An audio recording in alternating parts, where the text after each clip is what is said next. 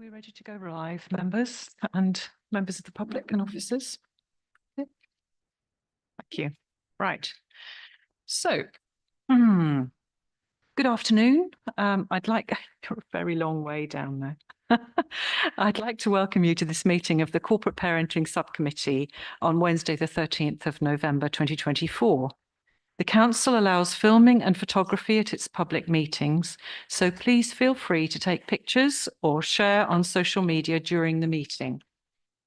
However, can I ask everyone present to turn your mobile phones to silent or vibrate whilst the meeting's actually taking place? There's no fire alarm test scheduled for this afternoon, so if the alarm sounds, I'll adjourn the meeting and we'll all leave the building through the side doors here and use the external fire escape to the car park. If the meeting lasts more than 2 hours, we'll adjourn for a short comfort break. We're pleased to welcome Tracy Stevenson, the Chair of Cambridgeshire Foster Carers Association, as an observer. And Tracy is welcome to take part in the debate on all of the reports on today's agenda, but does not have any voting rights. So item 1 is apologies for absence and declarations of interest. So firstly, Tamar, do you have any apologies for absence, please? No apologies. Thank you. And does any member wish to declare any disclosable pecuniary interest or non-statutory disclosable interest? I can't see any, thanks. If it becomes apparent that you do need to make a declaration, do make the declaration at the time. And because it's here, I will just give this little bit of narrative. This is an opportunity for members to make any disclosable pecuniary interest or non-statutory disclosable interest declarations if they are not registered on the Register of Interests at the start of the meeting as part of the formal agenda. A disclosable pecuniary interest requires the member to leave the meeting for the duration of the report and not take part in the discussion. And members are asked to contact Democratic Services as early as possible if you need to take advice on that. So item 2 is the minutes of the meeting on the 10th of July and the minutes action log. So has any member got any matters of accuracy on those minutes? No, doesn't look like it. So are we happy to confirm that they're a true record of the meeting? Can I take that by affirmation? Okay. Yep. Councillor Sharp, you okay with that? Right, good. So after the meeting, Tamar, I'll sign those. Thank you very much. And for the minutes action log, are there any questions or can we take that as noted? Okay. Right. Did you have anything? Yes, Councillor Slatter. Yes, I have. I thought I was going to be the chair. I've written things on different places. It is to do with the 15th November from last year. That's number 94. Obviously, we're now seeing a lot of this bearing fruit today. It says it's completed, but I think we're part of that completion, aren't we? Number 94. Yeah. Yes. Yeah. Yeah. Yeah. We're not being too premature saying completed. I think it says completed. Sorry, Councillor. I think it says completed on the basis that the strategy was approved yesterday at our senior leadership team meeting. Yes, and it's being presented today. That's correct. Thank you, Councillor Slatter. So, right, moving on then. Item 3 is petitions and public questions, but none have been received this month, so we'll move on from that. And item 4 is the participation report, and we're joined by Helen Love, the Service Manager, Quality Assurance, Participation and Independent Visitors, who will briefly introduce the report. So, thank you, Helen.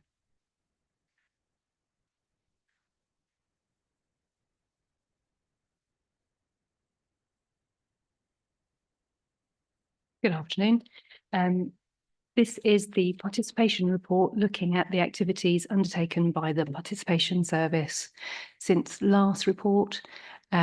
We are currently working with 40 individual children across a range of initiatives, which includes our Children in Care Council, our young inspectors, our young recruiters, our young trainers.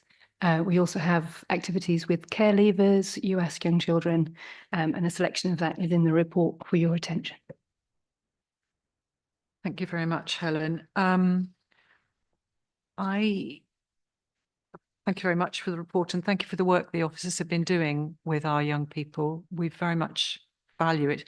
And I think it's worth pointing out, of course, there's all sorts of participation activities that go on in the background, and they're not even included in this. You know, quite rightly, these activities go on in the background and with our children, and we very much appreciate what you're doing. One of the things I wanted to just check with, if you remember, in October, the Young People's Corporate Parenting, this is at paragraph 3.5.2 on page 17 of our agenda.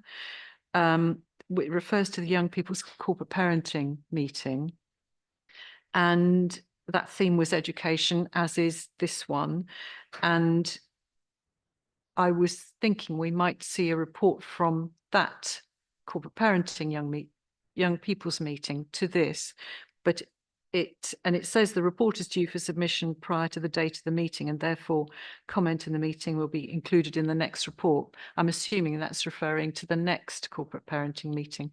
Now, just to point out, the purpose of having the young people's meeting, or the previous, what was informal meeting before, was so that their discussions could inform our considerations at the corporate parenting subcommittee. So I'm just slightly concerned that it hasn't managed to get to this meeting. Do you have a sort of explanation as to how it didn't come? The report was due for submission, but we can look at the timescales for that for next meeting to make sure there's a bigger gap in between the two to allow that to be included. I think there will always be a limited time, but that is the whole. That was the whole purpose of having the young people's, or previously the informal meeting, now the young people's meeting first. It was so that their deliberations could inform us here. So it would be very good if we could try and get that brought to our meeting. Okay, thank you. Did anybody else have items to raise? Thank you, Councillor Slatter. Yeah, section 3, following up a little bit on what Councillor Bradnam's just said, because some of us were at that meeting with the young people, obviously that's in our minds as well when we read it. I'm really pleased that we were providing work experience as well as organising it with other organisations. If the young people read this, we don't... Oh, I've got you. Is it on? Is it not working? Can you just check if the light is on, Philippa? It is on. Okay. But I'll get it closer to me. Yeah. Ah, yes, it does make a heck of a difference, doesn't it? Sorry about that. Thank you. Yes, work experience, which you've referred to in 3.2.1.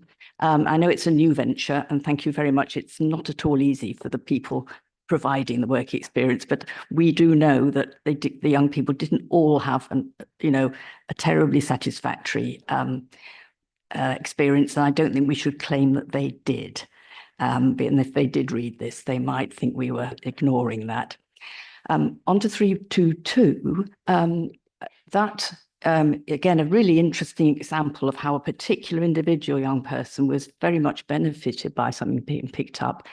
And I was wondering if it would have been picked up in any other way if there hadn't been this chance conversation. I think what you call a relational setup, which clearly works very well. And there's similarly in 3.2.3, where we've got the housing issue thrown up by a chance conversation. So obviously the more chance conversations, I'd like to know there was a bit of a safety net where we would have picked it up otherwise, and perhaps you could explain how. Yes, thank you. Thank you, Helen. Could you respond? Obviously, young people are supported by their allocated worker in relation to care leavers. That's their personal advisor who they stay in touch with on a regular basis. So that is their primary relationship. There will be times, and that's why we are so engaged in the participation piece, to enable young people to have multiple options to share their voice and views. Thank you. Did you want Thank you, to come through- back, Councillor Not Smith? just on that, I want, it's more 3.3.1, where we see these FAQs, which sound like a really good idea. Hard to write the answers. We know we've all tried to do this as councillors, I think. It would be, once they're done, it would be really interesting to be able to read them, because that would probably arm us if people raise issues with us. So if that would be possible, your good work could be made available on the website, maybe, because there are people interested in young people who are in our care. I think that was it. 3.4. Was that 3.4.1? That was And then- 3.3.1. Sorry, let somebody else have that, Okay. because I've got 3.4. Does anybody else have any points to raise on this report? Are you finding it? Yeah.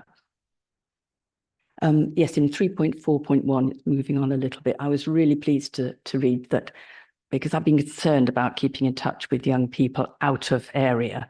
And this clearly is, I was just wondering how many have managed to join that online meeting. Do you have any figures for that out of interest? For the Children in Care Council No, or for the voice? It's the voice one, the online was mentioned. So numbers fluctuate on a monthly basis depending on what young people have going on in their personal lives. Some of our young people are in employment, some are in education. So we try and be flexible with the times to suit them. We average a steady cohort of around 5 every month, but that can go up and down. Care leavers is an area of growth, and we recently had our Care Leaver celebration event, which we had approximately 70 young people attend. So we are growing our numbers in that area. Thank you. Is it the same 5 each time, or is it different 5? There's a key group that are regular meeters, one of whom you've met at the corporate parenting. Right, okay. So members, we've asked our questions, and we're asked on page 15 to note the contents of the report. So are we happy to note that, members? Thank you. Okay, so yes, we've noted the participation report, and thank the officers for the work that they do. Just wanted to say thank you for giving me the opportunity to come along to the Children in Care Council earlier on and deliver some training for the young people to assist them as they think about co-chairing and taking part in their their young person's corporate parenting meetings. So that was very useful. Thank you.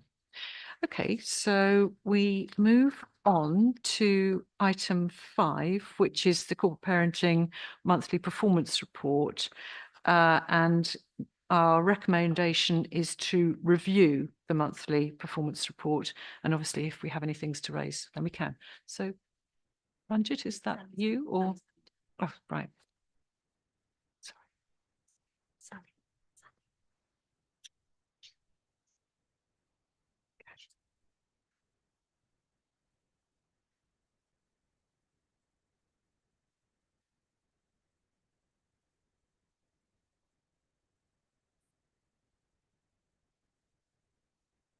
So, Sally, before you start, could you just remind us of your name and your role, please? Thank you. Yes, so I'm Sally Purcell. I'm the Senior Analyst in Policy and Insight, and I support Children's Services with their data. Sally Purcell. Thank you, Senior Analyst, Performance Analytics. Thank you very much. Sally, do go ahead if you'd like to present your report. Thank you. Thank you. I'll run you through the key headlines since we last met. You can see our child in care figures have been slowly increasing since May this year, and I'll go into a bit more detail about the breakdown in a moment.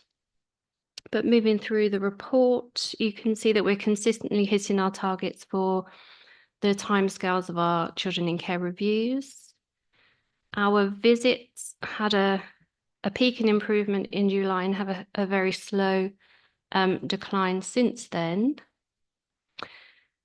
Our short-term stability, so this is children that have 3 or more placements in a year, has been slowly improving since May. So we're tracking around 11.2%. And our long-term stability, which is children that have been in care for 2.5 years at least, and in their current placement for at least 2 years, we have been achieving our target of 70% since December 23. So we've been exceeding that since that time. You can see our types of placements. Foster care external placements are still the largest type of placement that we have, but we'll be monitoring those figures closely as we have we've got steps in place to address that. So that's something we'll be monitoring over the coming months and year. Our education, consistently, a very high percentage of our children have a personal education plan in place.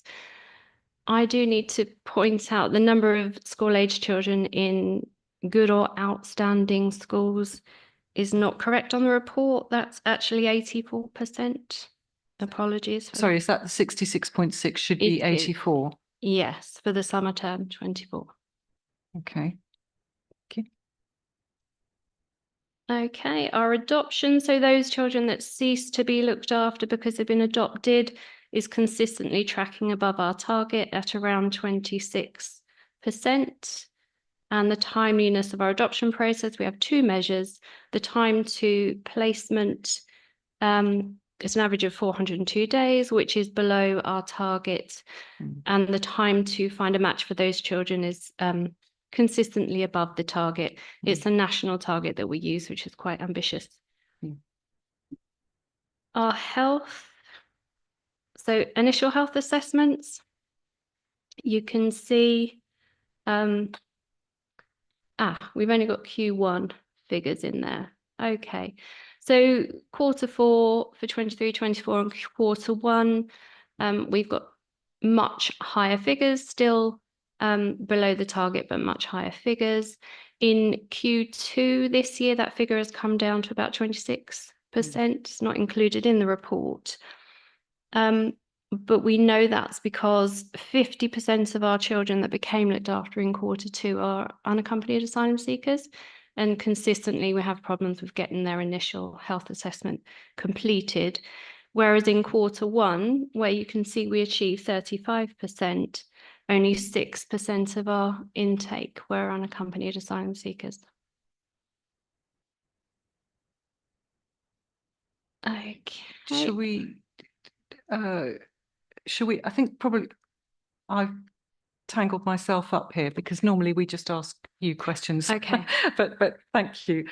So I think we'll move on. Can I just observe, we used to get this report in landscape format, and it's a small point, but actually it makes it, it's much easier to read in landscape format. Each of these quadrants of information fits onto a broader span. So if you can, if we can have, we used to have it on 2 sides of A4 landscape format, and it did make it easier to read. So that's just one small thing. And I know we're getting it electronically so we can enlarge it ourselves, but it does make it easier. I was going to ask you about that very thing, about I know I wanted to congratulate officers on the improvement in the achievement of the initial health assessment within the time frame. And I know officers have worked very hard on that. And thank you for the narrative explanation of why it has dropped in Q2 that we haven't got data on yet. Members, does anybody want to raise anything on the scorecard? Councillor Hay? Yep. Thank you. And thank you for mentioning about the children in good or outstanding school, because that was going to be one of my questions. You say instead of 66.6, it should be 84%. What about the fact it says on there as of June 2022? Yes, that is another error. So it's 84% as of the summer term 2024. Summer 24 term. Sorry, my other question was based around the health service standards. If we know that the initial assessments we've got a problem with, you say it's gone down from 35.2 to 26 in Q2, but our target is above 95%. Is that unrealistic to have such a high target when consistently we're not getting there? And what are we doing about the fact that we're nowhere near there? Because it's similar on several of these others. Strengths and difficulties questionnaires, target 90%, 61.2. Eye tests, 71.9 when the target is 90%. Annual dental examinations, 56.8% when the target again is 90%. They're way off. Councillor Hay, I think that's because these are national targets, but perhaps you can explain. Sorry, we have been reviewing our targets internally, and perhaps some of them haven't made it to the latest version of the report. So for instance, I think the IHA, the initial health assessments, we've reduced to 75%. So that's the one that's currently at 35.2 Yes. is now going, you're proposing to drop that. So these are local, these are our county targets, They not are. national. Okay. Yeah, we So- do look at the Eastern Regional Authorities and the standards that they're at and their populations, you know, which authorities closely match ours. And always when looking at this local data, it's really useful to have benchmarking against nearest neighbours or indeed England data. I'm coming. Yes. Yeah. Okay, sorry, Councillor.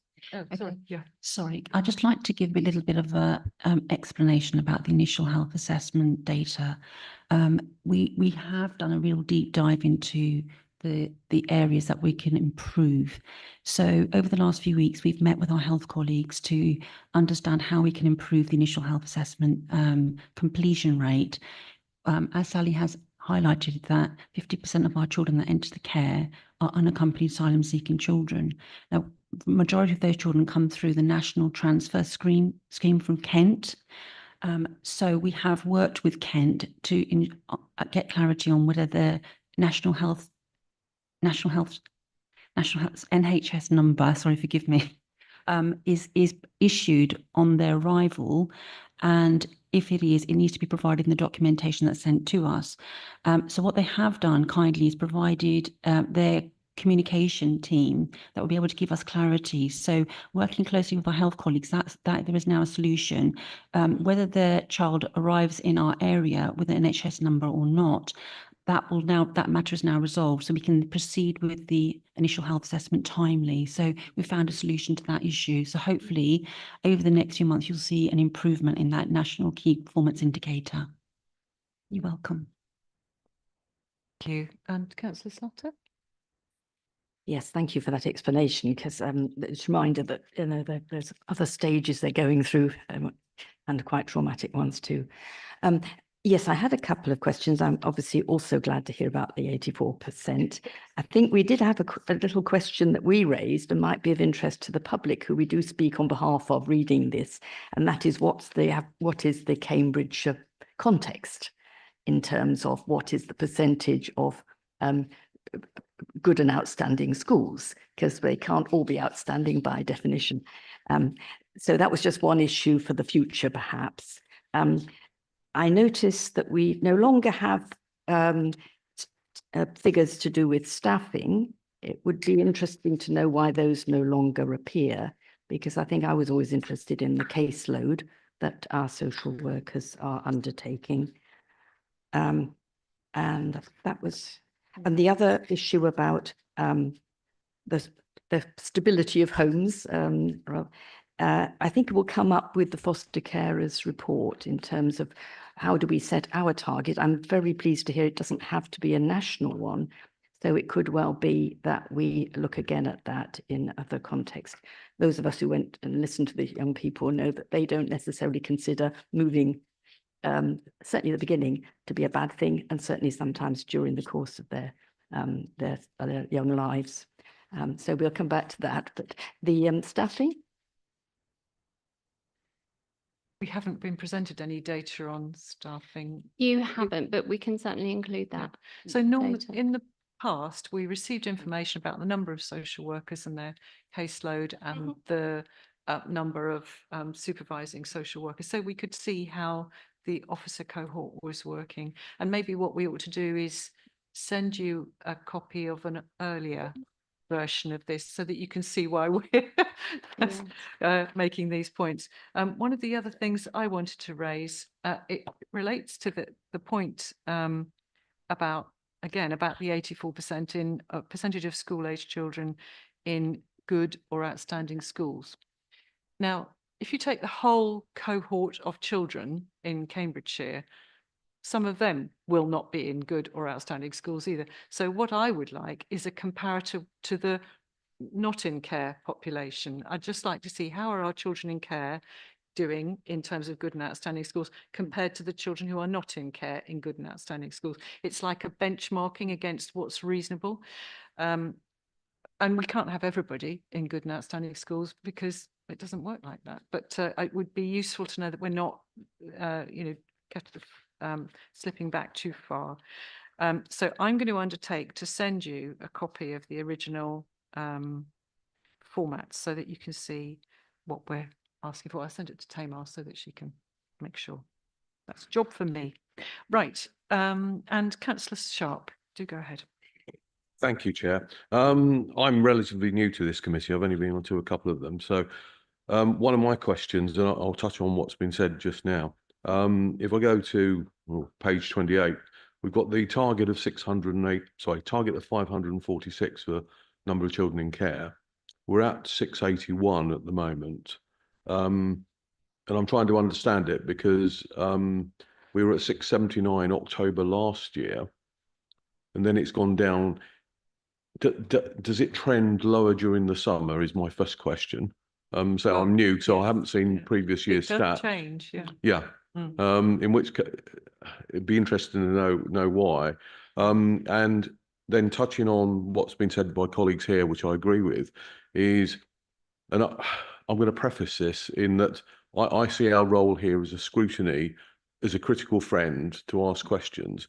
And one of my questions would be, if they're national targets, why are we not achieving them? And there may be valid reasons. I'm just, questioning it. If we're not achieving those percentages, then why?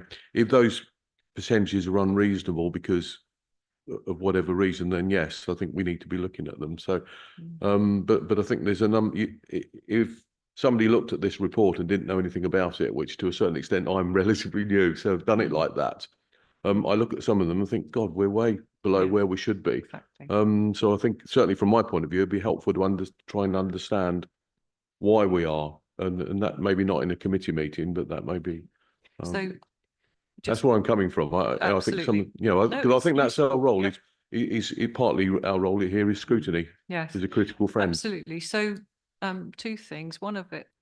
These figures in any given month, of course, they're a snapshot for any, because there's children coming into care and leaving care for all sorts of different reasons all the time. So the numbers do fluctuate.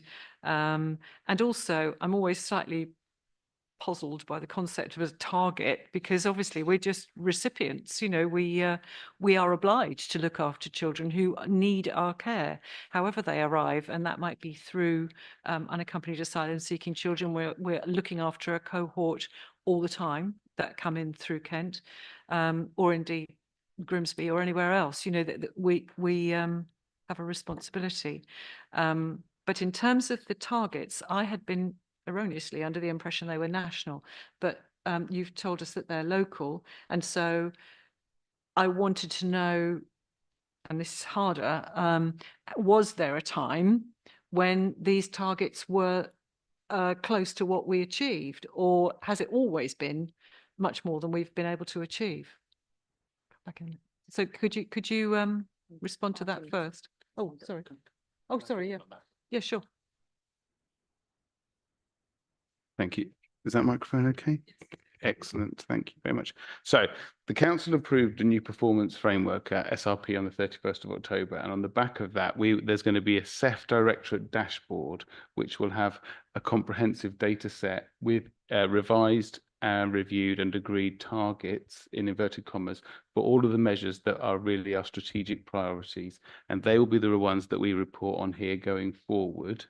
If there are other data requests, then obviously we can provide them to members outside of the meeting. But I think it'd be really helpful after that for us to have this agreed set, which is consistent, so you can see changes over time. Just to pick up some of the detail that you're talking about, so about the numbers of children coming into care and the fluctuations of that. So what we have seen is an increase in numbers of children coming to us who are unaccompanied asylum-seeking children. In 1 month, we had 16 children arrive. That's a really high number for any local authority. And that has had an impact on all of our data. So if the numbers are increasing, I think it's about 40 children over the last 3 months, 4 months. If 50% of those are unaccompanied asylum-seeking children and we don't have their NHS number, so that we can't provide the health assessments that we would need, although Rand just explained that that's now been overcome. Locally, the decision was that until we had that number, we couldn't provide those assessments. But that's through work with Ranjit and the team, that's been changed, so that shouldn't be a problem anymore. But when it does create, it has up to this point created some difficulties with some of those data lines. Hopefully now they'll be ironed out, but the new data dashboard for SEF, which will come into play from December onwards. SEF. Oh, Children, Education and Families. Sorry, the acronym for our directorate. Yeah, sorry. Yeah, so the new SEF data dashboard, Children, Education and Families data dashboard, will be the agreed one with agreed measures, and we will be reporting on that consistently. Thank you, Martin. And Councillor Bulat. Thank you, Chair. As a follow-up to the targets as well, I think when someone is reading this without having all the context, I think it would be useful to understand which targets are reviewed and which are entirely in our control, partly in our control, or totally outside our control as well. Because, for example, looking at the questionnaire is something that we're doing, like, as a council, or perhaps like the level of impact we have on like primary schools, as opposed to some of the NHS related targets, which are not entirely in our control. I want to ask a question on the questionnaires, because it's 61.2% there. So I was wondering how it compares to, is that an increase or a decrease compared to previous ones, just because there's no comparison point for that. And yeah, just in general. Thank you. Thank Sorry, you. which It was point? the strengths and difficulties Yeah. questionnaire, which is at 61.2, and the target is above 90%. But the question is, how does that compare with previous performance? Yes, I do have the monthly data. If you could just bear with me. Yep, sure. Thank you. So the data we've got is for September 2024, isn't it? So, Yeah. Wondering in general if it's improving or not, and what could Yeah. we do more in that space, given it's one of the ones that we can control, I guess, as opposed to some of the others that are less. exactly. I think we're just waiting. Yeah, apologies, I don't have the monthly rundown for that. Oh. I think that's something we've added to Ranjit, isn't it, to report on a monthly basis. Yeah, sure. Sorry. So just to confirm about the strength and difficulty questionnaire performance, over the last few weeks, we've been really examining how we can improve that. We would like for our those assessments to follow with the review health assessment when children have been looked after for over a year. So what we have done is we've worked really closely with our fostering service and our commission service, and we have, where children haven't had that assessment completed timely, we have communicated to those providers that offer care to those children to ensure that those assessments are completed at the earliest opportunity, so we can ensure that their strengths and difficulties are evaluated, and that we take the appropriate action to support them and aid them for recovery where needed, but to continue to support them on a low level if that's what's required. So there is a piece of work that's been done over the last 2-3 weeks where we are really targeting this specific, all the key performance indicators related to health. That includes dentals, opticians, and the review health assessments themselves. So you will slowly start to see an improvement. I think last year we saw a significant surge, but we've just got to keep momentum to continue Yes, ensuring that's completed timely.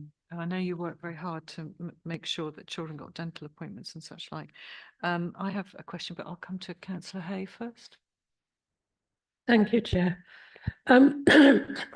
Certainly with this type of report, I prefer to see what the figure is now and what it was the previous month, previous quarter. But what I would also like to see is where the figures are particularly at variance with the target, that there be perhaps only a line or two underneath, giving the main reason for that. And I think if that were to occur, for instance, this one about the school-age children in care in good or outstanding schools, the fact that the figures put in here obviously relate to June 2022 would probably have been picked up. Yes, indeed. Absolutely. So a little bit of narrative might help. Having said that, there isn't very much space on these pages, but maybe we can think about that. But I quite take the point. This is being reviewed. What are our KPIs and what we can see? But certainly that would be useful to have a little bit of explanation. The one I wanted to just pick up on was the last one on page 29, which is care leavers who have a pathway plan in place. And that has been pretty good, up and over nearly 92% at one point.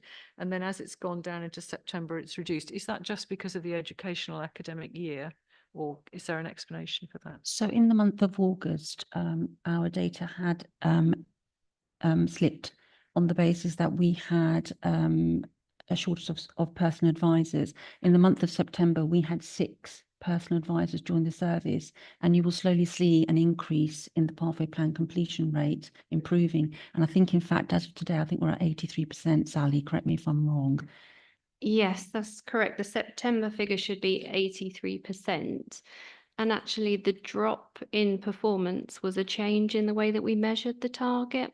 Before, we were just counting a child with an active pathway plan, but we decided it needed to have been completed within the last 6 months. So when we changed that, the performance dropped. Great, thank you very much indeed. So we've had some interrogation and some explanation. So thank you very much. And we can I just ask that if the as you said, that Children, Education and Families have reviewed this and are coming up with a reviewed version of what the KPIs are, can I ask that we get an early sight of what those KPIs or what this report scorecard is likely to look like in future at an early stage? That would be helpful. Thank you. Right.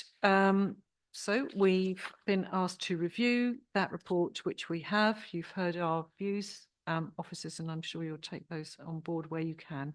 But thank you very much for answering our questions on that. So let's move on to item 6, which is the co-parenting, the Cambridgeshire Foster Carers Association report, which is produced jointly between the Chair and the Cambridgeshire Foster Carers Association and Steve Crossman, who's the Head of Service for Fostering. So I'll hear the report first, Steve, and then I'll ask Tracy for some comment. Thank you very much. Good afternoon, everybody. So I'm Steve Crossman. I'm the Head of Service for Fostering. Chair, historically, we've had a couple of versions of my reporting within this panel. I'm very happy, of course, to go through each section and try and be as succinct as possible if it will assist the committee, or I can be particularly brief if that's more helpful. What will assist the committee? High-level overview first, and then we can ask you some questions. Okay. Thank you. The CFCA report is compiled following feedback from foster carers within Cambridgeshire and sets out their experiences and their relationship with the fostering service. There were a number of matters that were raised by the chair of the CFCA, Tracy Stevenson, who sits opposite me today. And I will go through each one of these in brief and then take questions on them. The first matter was around transport for foster carers, which has been raised over a number of panels now as a topic of frustration for foster carers, particularly within the month of September. The issues are outlined within the report include the recommissioning of arrangements leading to some delays and and a lack of flexibility within transport arrangements that may result in children not being able to enjoy the fluidity of arrangements that the non-looked after children population enjoy, such as being able to go to see friends outside of school. As a fostering service, we are working in partnership with the Transport Service, which sits outside of Ramsgate Chambers Directorate. However, Ramsgate is chairing a transport improvement project, so we are meeting regularly. Further to that, I'm sitting now upon the Transport Improvement Board. Now, what matters in this situation is what results in change. And what we are also doing is collating carers' experiences in partnership with the CFCA using a poll mechanism to truly understand some of the key issues that are impacting upon carers. The other matter that we are doing is there have been 5 foster carer forums that I will make reference to throughout this report, which are seeking direct feedback from foster carers about their experiences, which also include the experiences of our carers that look after disabled children. There is a real desire upon both the Child and Care Service and the Fostering Service to improve transport arrangements. There are challenges, I think it's fair to say. The Transport Service is very open in the fact that it coordinates, I believe, and not to be promised upon me, but 12,500 hours worth of transport arrangements a month. Between the CFCA and ourselves, we are trying to put forward flexible suggestions in order to improve both the reliance on council services and improvement of quality experiences for children. But this matter continues and hasn't come to conclusion yet. Thank you very much. So would you like to make a comment and perhaps clarify the generation of the report so we can understand how it's arrived? Thank you, Chair. So I'm Tracy Stevenson. I'm Chair of the Cambridgeshire Foster Carers Association. So how the report is produced is that I collate responses from foster carers. We have a team of the CFCA and we talk to foster carers all the time. We bring that together and then I produce reports that I then share with Steve, and he then produces the report that you see in front of you today. As far as transport, it is a huge problem for foster carers because there are many occasions when it doesn't work as well as it could or should, and this directly impacts the children that we care for. One of the biggest things is at the beginning of September, when the school term starts.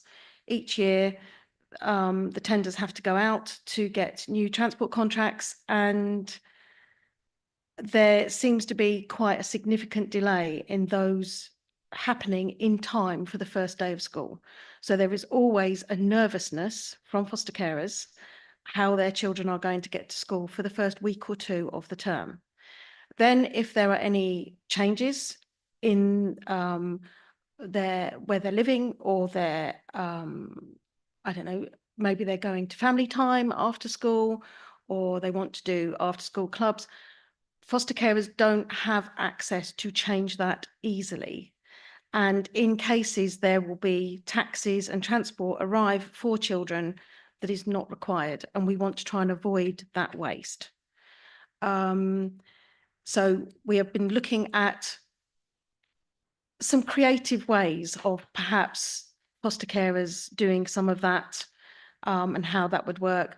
The difficulty is it's not as straightforward as a foster carer has 3 children that they're looking after and they're all in the same school, starting school at the same time, finishing school at the same time. It isn't that simple. There are many foster carers where the children they care for are in different schools, starting in different times, often in different directions.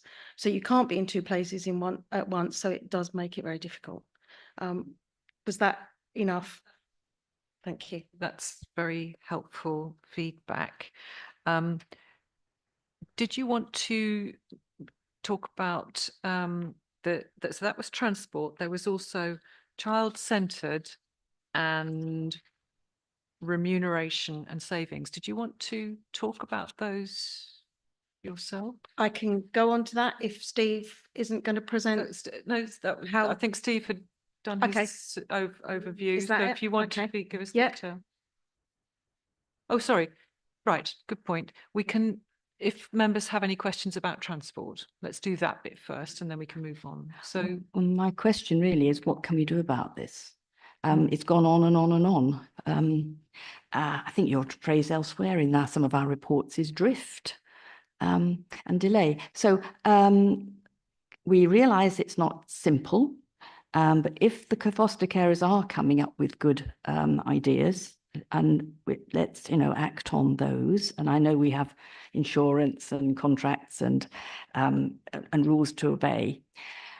I'm inclined to also bring in at this point the fact that it's a matter of flexibility, and it relates very closely to the question that's going to come up in terms of moving schools.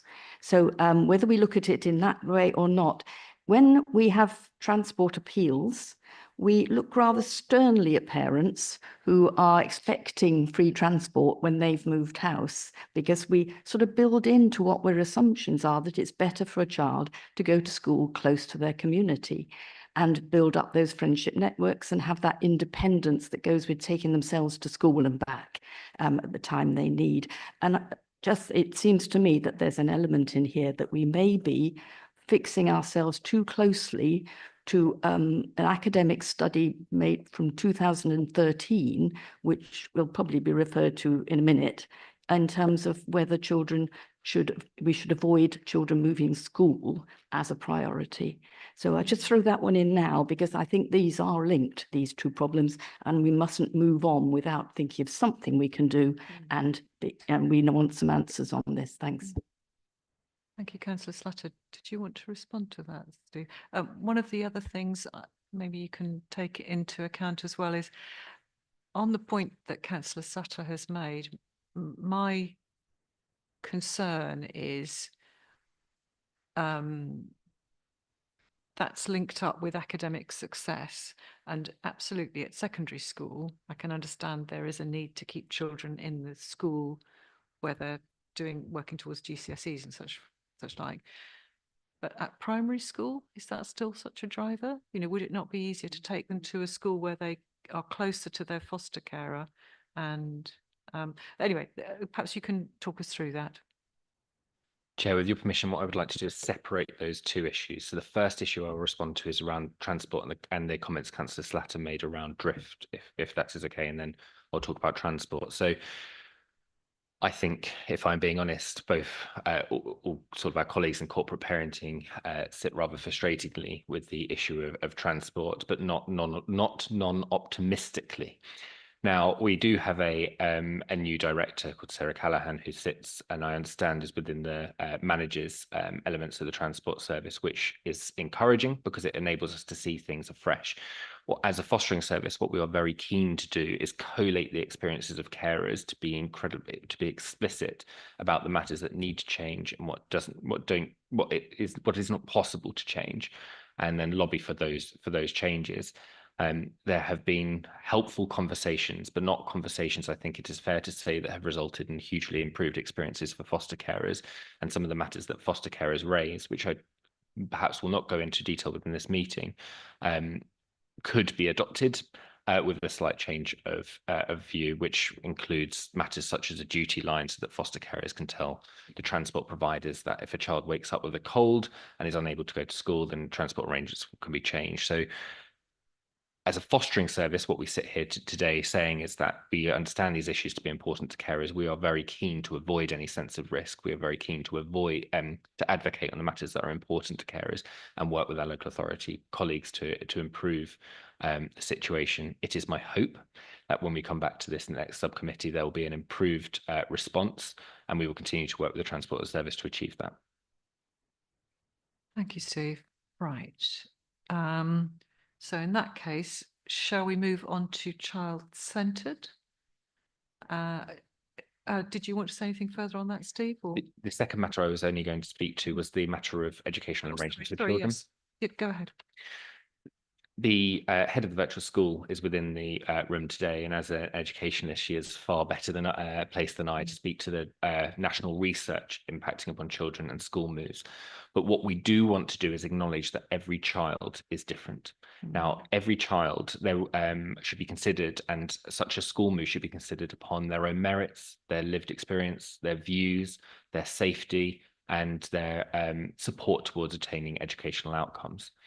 Now, some children, a decision will be made by their foster carer, their virtual schools teacher, their social worker, that it is wholly appropriate for them to move to a school that is far closer located to their foster carer's home. And we also have to be minded that children experience different types of foster care. Some are placed within an emergency, some more on a time-limited basis, and some are in long-term. Now, every element of that journey for a child through their journey through care, that consideration needs to be revisited. Is it right for that child to be transported across the vast county of Cambridgeshire at 7 o'clock in the morning, or is it time to consider that child should be moving to a new school? On a personal level, through having practiced in Cambridgeshire as a social worker, I have quite high confidence in the virtual school service to continually review those arrangements, whether they are right for children. I also feel as though on an increasing basis, carers are listened to around their advocacy for a child's move into a different school, one more locally, as is consistent with their care plan.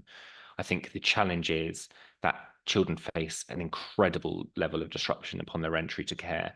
And what our intent is to do as an authority is provide a level of stability for them, maintaining their most important relationships and their teachers that know them well and want to encourage their success where it is right to do so.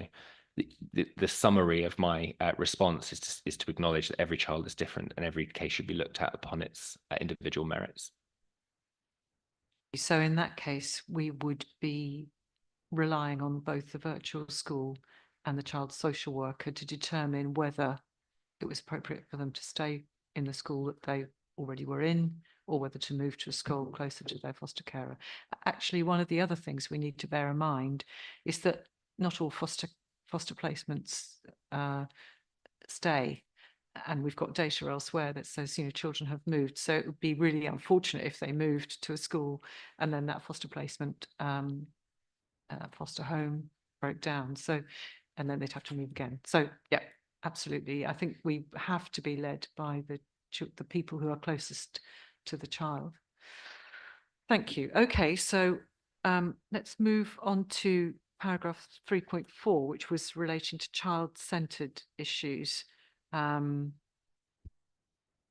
did you want to report on that, Steve? Go to that point and then we'll ask questions on that. Page 3. Yep. There are, I've spoken to the first paragraph within this section. The two remaining paragraphs in particular acknowledge the importance of engaging the independent fostering agencies in participation events for children in care. I've spoken with the participation lead who presented to this committee earlier on this matter, and they are increasingly sensitive to making sure that those children also have an opportunity to attend events. One of the challenges that the participation service faces is that independent fostering agencies are often wanting to encourage their young people and children towards their events, whereas we very much want to make sure they have a relationship with our local authority. There have been some encouraging events recently, such as the recent care leavers event in Cambridge, and we want more of that in truth. The last matter that is raised is around the quality of statutory visits for either facilitated or undertaken, by the Safeguarding Service, Assessment Service or Child and Care Service, and making sure that they are really purposeful for children in care. I think it's very fair to say that this is part of the Cambridge's Big Six approach, making sure that we really understand the child's lived experience. And I know that my colleague Catherine, who's unable to be here today, is having conversations with her social workers around thinking about the true value of statutory visits. This is not about some legal obligation. This is about relationship and understanding those children's experiences and speaking into their lives. But I'm not able to stand here today saying that we have fully solved that issue. The feedback provided by foster carers is both fair and accurate. It's something that we are deliberately seeking to improve. So, Tracy, did you want to make any comment on that? Excuse me, I'm just going to get a plug to put my... Of course. Just referring back to the school moves and transport, in an ideal scenario, there would be enough foster carers near to educational settings where children wouldn't have to move. Though there are always occasions where it is deemed more appropriate because there might be some level of risk for them to attend their existing school. So they do need to be moved further away. But unfortunately, there aren't enough foster carers in certain areas of the county. And it is the norm in many foster carers' experience that they get asked to take children who have got quite a long journey to school. And it's not really something that works for either the children or the foster carers. And I think there does need to be more work done around ensuring that everyone is listened to in that scenario and not just a carte blanche, we'll keep them in the existing school. As far as the child-centred side of things, the rest of the child-centred side of things, the CFC have got a number of team members who have previously worked for independent fostering agencies. And between us, we have come up with a bit of an idea that maybe the invitations to participation events and Cambridgeshire events could be part of the agreement that Cambridgeshire have with those agencies. So it is built into the arrangement that those things are passed on. As far as the statutory visits, again, there are occasions, it's not frequent, when children's social workers turn up unannounced, expect you to be in, expect you not to be doing anything, and you're running out the door with 2 children in tow because you're going off to an activity club. And but there is a lot of work around with children's social workers to explain what it is like in reality to be a foster carer, and how we can work with them to ensure the best interests of the child. Communicating and making an appointment would seem to be quite important basics, but yes, okay, thank you. And I think it would be useful if we could incorporate that suggestion that the foster carers have made about incorporating that requirement into the agreement. Do you think that might be possible, Steve? Having sat on both sides of the fence within the independent sector and within the public sector, I would find most independent providers to be willing to share information. I think it would be helpful to have a conversation with our commissioning colleagues about recognizing that part of the success of that contract could be acknowledged about how we support our local authority children feeling connected to their authority by their attendance at the event as well.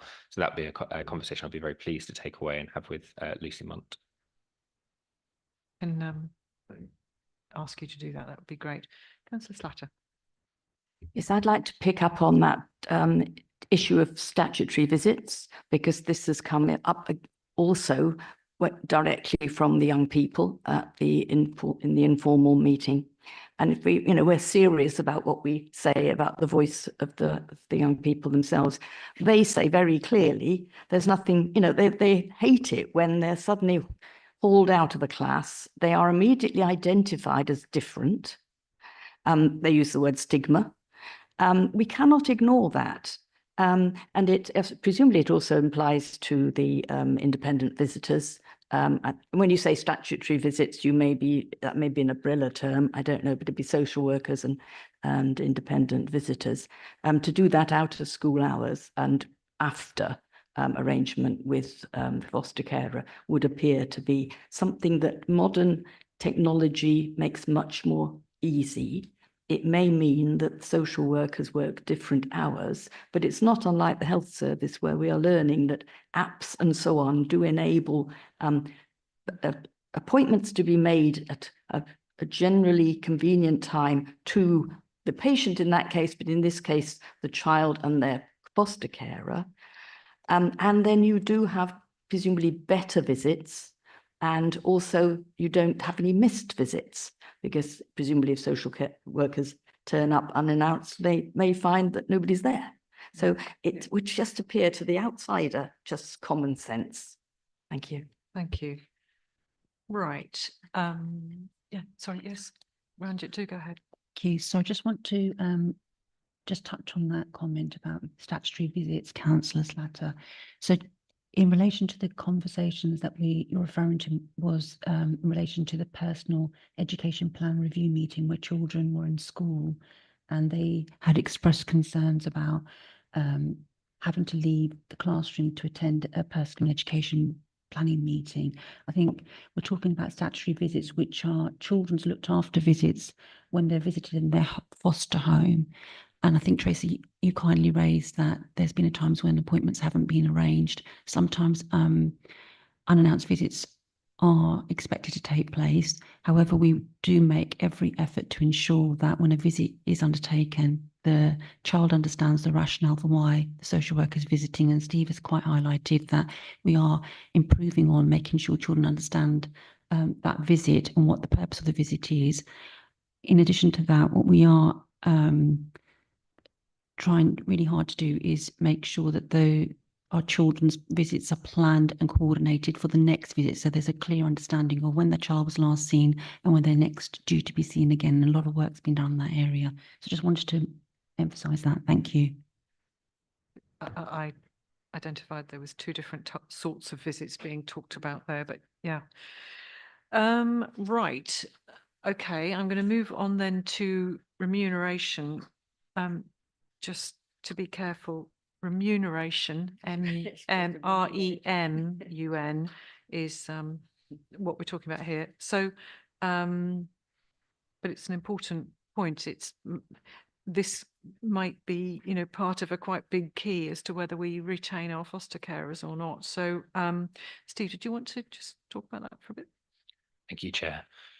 This is naturally a very complicated process owing to making sure we are providing an offer that is comparable with both our local authority peers and the independent sector. I'm pleased to report that this is well underway in respect to the investigative stage, and we are working with our finance business partners to be able to calculate potential investment from the authority in respect to costings for local increases in local authority foster carer remuneration, but also seeking to very much understand what are the areas of inequity within the remuneration allowance. So we have, as we have described in previous committees, there are some challenges or quirks, should we say, in the local authority remuneration. Some of them are around ensuring that the foster carer has both a divisible allowance that identifies both their contribution and the child's contribution. Now, those matters, as I've shared before, require formal consultation in order to ensure that the carer's voice is heard at the heart of what we are doing. So the initial research is well underway. We have undertaken 5 carer forums, and what carer forums are, as I shared earlier, is we have invited carers to libraries and said, look, come along, hear what we are doing. We want to be far closer to relationship with you. If you have a challenge, it's our challenge. We want to work these things through together. But in each of those forums, I have been very open about the fact that this is something that we are looking at because we know that it has acutely impacted upon carer retention when we have not worked in partnership with foster carers before on this very important issue. Now, I think last night, Tracy, I sent you an email outlining the terminology within the upcoming carer newsletter. So again, to reiterate that these are the things that we are looking at. This is the process that we need to go through. This is what we're investigating before we go anywhere near any carers feeling as though matters are decided upon them. Further to that, have a meeting later with Martin and Ranjit to explore this further as well. So we are well underway in terms of the remuneration and looking at how we remain competitive, and it becomes a key recruitment driver. What we know is that we are not losing carers because of our local authority package, which is important, but what we are not able to calculate is whether we are missing opportunities to recruit new carers on the basis of a lower financial package that the independent sector would offer. And that's the piece of research that is going on behind the scenes as well. Okay, thank you. I'm mindful we are already at 4 o'clock. If that clock's right. Oh no, we're at 3 o'clock. Oh, it's the timing's wrong on the microphones, isn't it? Okay. So maybe we move forward. But Tracy, did you want to make a response on that? I think the piece of work that Steve and his team are doing about remuneration, that the CFCA are having input into that. It's not an easy thing to do. We accept that. There are certain elements of the way foster carers are paid that it feels unfair to expect foster carers to take on the role that they're expected to do at some levels. And then there are other levels that are more competitive with the private sector. I think the thing that we don't shout out enough about from the local authority side of things is the support that foster carers get from within Cambridgeshire is far in excess of what most agencies provide. We have direct access to support that they wouldn't or couldn't provide. And that's a difficult thing to put across when you're recruiting new foster carers, because they don't understand the support they need. But if you are dealing with foster carers who are transferring from an agency, or they absolutely understand the importance of that. So that's it's all positive. So that's, I know we've always talked about that, the training and the support and the mentoring that the Cambridgeshire service offers is worth a great deal, and that's more than money. It's actually your day by day living experience of having support available to you, which is really important. So I'm very glad that we're offering that. Thank you for making that point. Savings and training. Can I just ask, was there anything particular that you wanted to raise on that, Tracy, on the savings and training? I'm skipping you, Steve, because I'm sure you've got it in your reports, and members might want to ask any questions. I believe Ranjit has been in charge of the savings policy, so I don't know if you have anything to update. So just to update, we have revised our savings policy, and we talked about bringing in a specialist to look at how we could collect savings at source when a child becomes looked after. And I'm pleased to say that we now have a consultant that's joined the service this month, and this is one of our priority areas that we will be working on. So very soon you will see a solution to this dilemma, and we will have this matter in hand completely resolved. Good. So not just a big fat piggy bank somewhere. So great, absolutely. And that they can continue to have access to later on in life. That's the most important thing, isn't it? Members, does anybody want to raise anything on the rest of the report?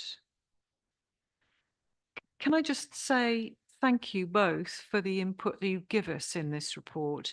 It gives us an insight into the things that foster carers are concerned about. Thank you for the work, Tracy, that you put into collating it and to talking to everybody and gathering views. It's really important. And thank you, Steve, for giving us the response that we can as a service provider. So I'd just like to thank everybody on that. And if we have no further questions to be raised, I'm going to move on. Is that okay? Thank you very much. So we were, sorry, just before we go on, we were asked to note the contents of the report, which we have, and we've commented on them. So thank you very much indeed. Right, so we'll now move on to the item 7, which is the Cambridgeshire Corporate Parenting Strategy. Let me just see where we are. So this is the strategy for 2023 to 28, and Ranjit Chambers will briefly introduce the report. Thank you. Thank you, Councillor Bradnam. So the Corporate Parenting Strategy 2023 to 2028 has now been finalised by our corporate leadership team yesterday. This is now a final approved document. There were some slight changes made to the document, and I believe the revised version has been circulated to you all via email today.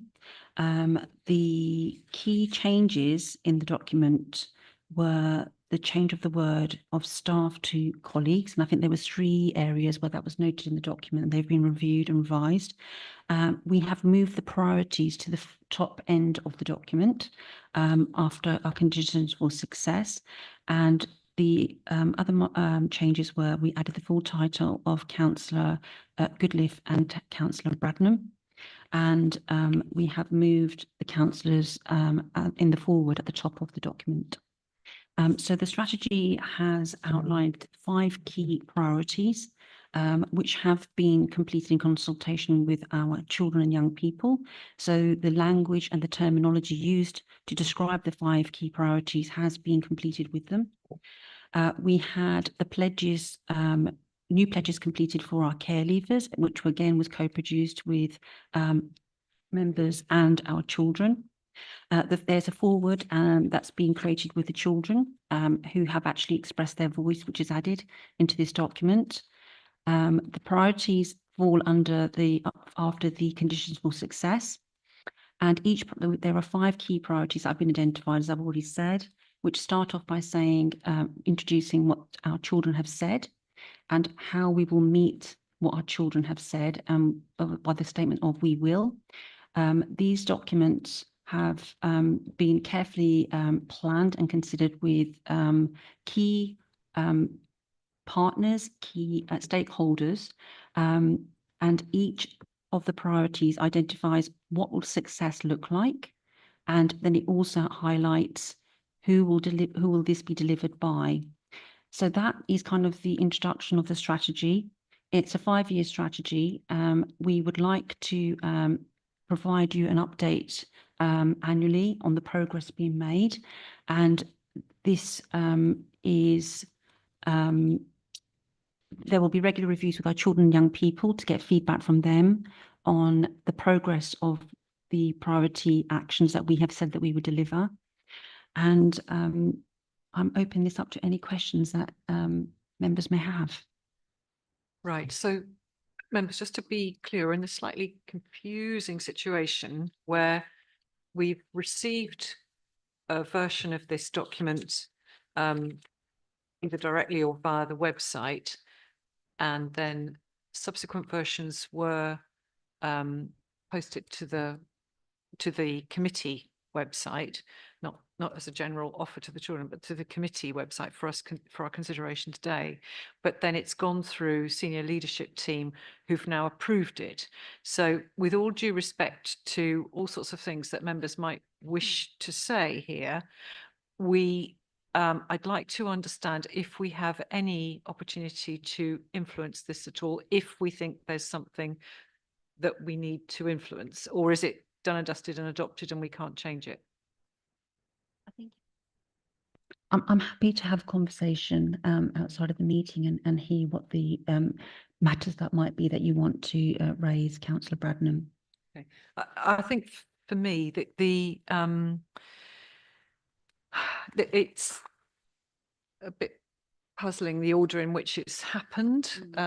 Although you did point out to me prior to the meeting that this was circulated to members for their consideration. That's and correct. Indeed, you and I had a discussion, and I actually rewrote some sections. Right. The main concern, and Councillor Boulat mentioned this the last time we looked at this, is if promises or pledges or commitments are being made in our name as members, which we may not feel able to either have any control over or be able to commit to. And I just wanted to check with Councillor Boulat if that's, a fair assessment of what your concern was. Yes, I think that's correct. Yeah. Thank you. Okay. And so I had a number of things I wanted to raise, but in particular, just for example,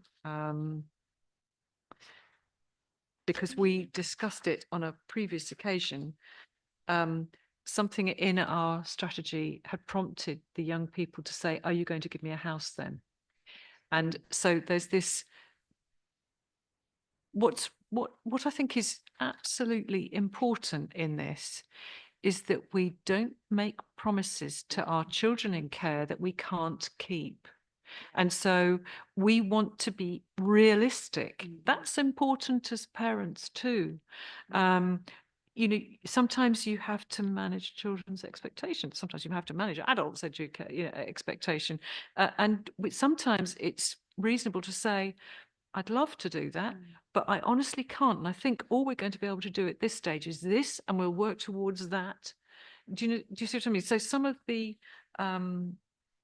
things, for example, on page 19 of my version, which is the Cambridgeshire Promise, Pledge and Priorities, it says the Cambridgeshire Promise and Pledge is a set of commitments created by young people and decision makers in children's services to guarantee that all our children in care and care leavers receive the appropriate services and support. Now, absolutely, it's something I'd wish for, but can we actually guarantee that?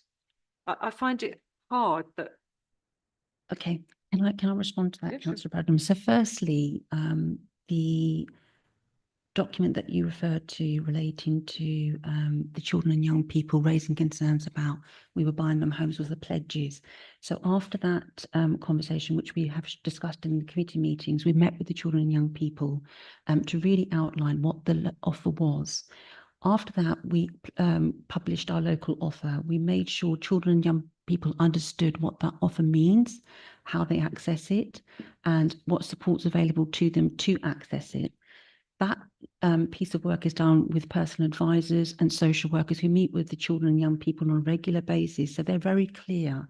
The pledges were co-produced by children and young people, and we met together to agree the language, wording and the terminology so we can all agree that we can meet those pledges. In relation to the strategy is very much supported by the local offer. So in the local offer, it clearly sets out what the local authority can offer in terms of the 5 priorities that are in the strategy. So it's been really carefully thought out and considered. And I want to give you some assurances that in this corporate parenting strategy, it's been carefully considered. All the suggestions that we've made in terms of what we think we can deliver have been, I think I would say 50% of them have already been, we're already delivering upon. So I think if there's a word like guarantee that you don't feel comfortable, I'm happy to review that. But I think, what we say in corporate parenting, as a corporate parenting service, is that we want the best for our children. And I hear your concerns about we may not necessarily guarantee, but this document sets out what we can deliver and what we will deliver and how we will deliver. In line with, at the bottom of the 5 priorities, you'll see the officers that have been involved, that have been consulted, just to give you some reassurances that these priorities are realistic and achievable. Okay, I'm sorry to bring this to your attention then in that case, but under priority 3, we're talking about health and well-being. It's physical and mental health and well-being. And it says we will ensure all aspects of health and well-being of children in our care are prioritised. That's fine. Of course, we prioritise them. But it then goes on to say we will ensure an initial health assessment is undertaken within 4 weeks of entering care. I refer you back to the scorecard. So we just need to be, what I'm saying is, obviously, we would wish these to be our priorities and we will strive to them, but we can't ensure unless we're meeting a 95% target. Do you know what I mean? It's I just think we need to be careful about the wording that we're using, because otherwise we're going to let down children who've already been let down before, and absolutely that's not what we should be in the business of doing. So we need to be realistic in our wording about what we can achieve, and an aspiration to do these things is absolutely fine. But to say on page 70 of my version, Of course, and we'll ensure, when actually our missing of targets shows that we're not, I would just suggest we need to be extremely careful about that. And that's why I'm concerned that this has gone to senior management team without being able to have our input. I appreciate you said you sent it to us before, but I'm just really quite concerned about the wording. Do you want to respond to that? yes, I'm I'm more than happy to have a conversation to discuss your concerns further. And I note the point that you've raised about the initial health assessment completion. But we strive to do better with initial health assessment completion. And we have a clear mechanism of hopefully seeing an improvement, as I've said, in the next meeting. But I do note your concerns. But the strategy has been written in a way that we, will want to deliver the best services to children. Whilst our key performance indicators may not reflect that at this point of time, our ambition and our aim is to improve them. And I think, we have a permanent workforce and we are working and striving really hard to be able to achieve that. I hasten to add, I do not doubt your commitment to improve, but we just need to be going. So can I maybe take the most pressing issues, but can I just suggest that when we've got the version that Tamar sent us earlier on today, if members would like to take a look through and raise any issues of particular concern about it, to come back, hopefully copy to me, and then we can have a conversation about it outside that. But Councillor Slatter. Yes, I'm happy to delay a bit. I have got this up now and I've recovered some of my notes, because it's really difficult to get these last minute changes where we've written page this, and it's different. So I would say that just a digital search for the word ensure would throw up most of the places we are concerned about. I mean, as responsible politicians, we try not to make promises we can't keep. And I would hate youngsters to find that if we look at what is now page 15, we see in the speech bubbles sensible things from the young people. And then on the right-hand side, we see ensure that child and adolescent mental health services and therapeutic support are provided to meet needs. We know we cannot do that. Not in this county, not at the moment. And that is written down. At the moment, there seems to be a bit of shape-shifting going on with this strategy, which is fine. We can take advantage of these late revisions, fine. But I did want to bring up one point, which on my was priority 1, and I think I found where it was, yes, page 10 now. And that is the sort of thing that we can help with. What was that? So, priority 1 was about the voice of our children and young people, and it's to do with the Children in Care Council and the way in which we organise the young people's corporate parenting meeting. We as councillors can help a lot when it comes to understanding structures, helping the young people understand committees and how you get what you want through a committee, but in the form that committees are conventionally arranged.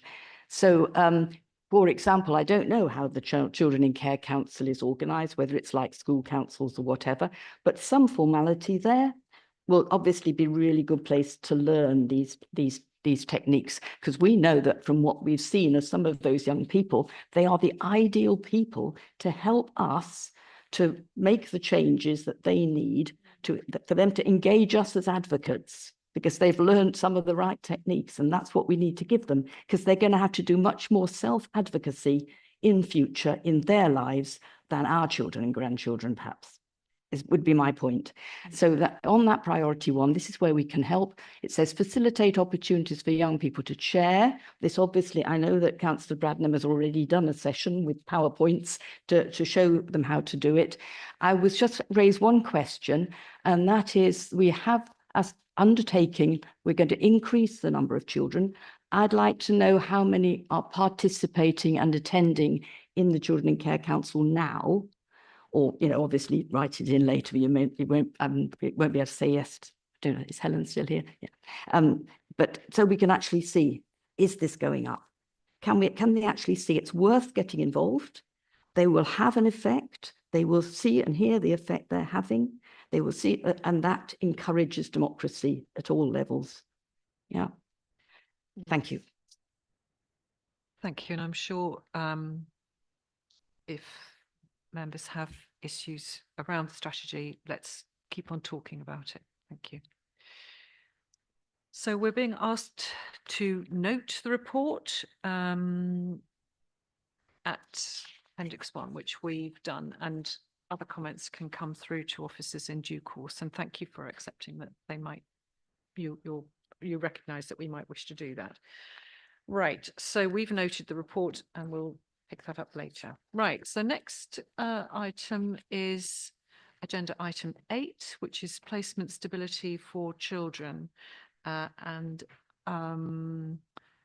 thank you. Now, you're obviously standing in for Catherine Isaacs. Actually, Kerry's also. Ah, oh, Kerry, you've authored the report, so thank you very much. Okay. So if you could just let us know your name, that's sorry. Kerry Seymour. Okay, thank you very much. So this is Kerry Seymour, who's the service manager. Thank you very much indeed, Kerry. Did you want to, so we've got, we're recommended to note the contents, note the importance of the placement sufficiency strategy, and we are required to give a commitment to supporting that further work across the range of services ensures the right homes are found. So did you want to pick up, just give a presentation on your report? Thank you. Thank you. So the Placement Stability Report recognises that achieving stability and providing quality homes is fundamental to achieving the best possible outcomes for our children and young people. The report has looked at short-term placement stability, where children under 17 have experienced 2 or more moves. The second is children under 15 who have been in stable homes for more than 2 years. Between April 23 and March 24, 60% of our children were living in foster homes.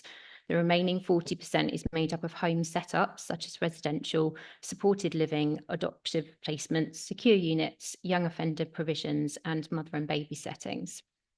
Within this 12-month period, 12% of children, so that's 106, experienced 2 or more moves. Cambridge's ambition for short-term stability is for 9%, and although this was not fully met, 12% is still a significant achievement against other neighbouring authorities. There are a number of reasons why children move. For example, this may be due to the carer's ability to meet the children's needs, but also for positive reasons, such as returning home to live with parents or being placed within adoptive families. For younger children, this might be down to move within care proceedings from their parents' care to foster care and then on to long-term homes.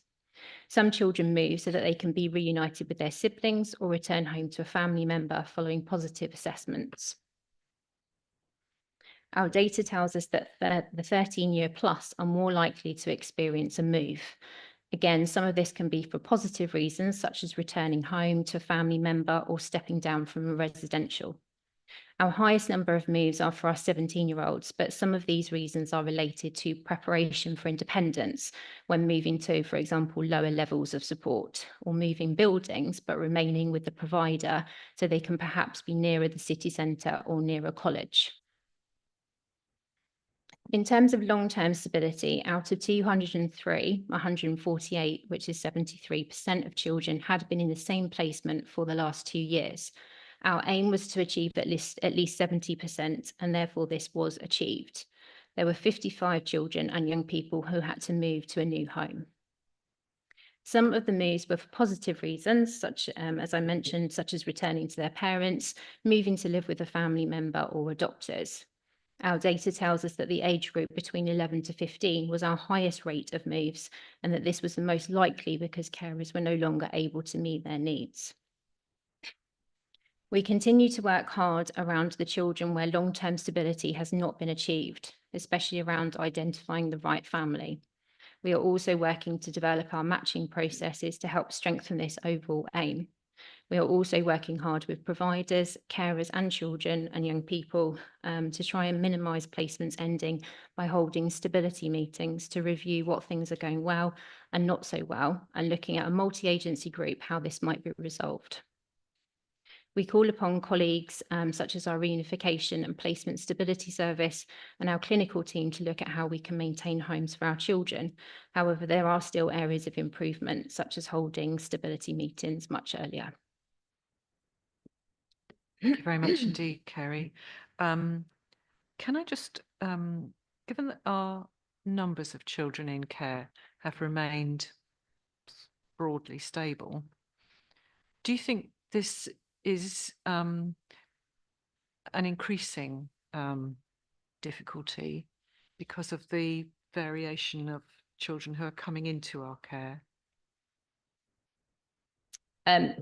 Yes, I think that there's that can have absolutely have an impact on the sort of the stability of our children. But I think that through the strategies that we're trying to implement will also kind of support that as well. Thank you. I wondered whether you would like to make a comment on it, Tracy. Absolutely, I can do.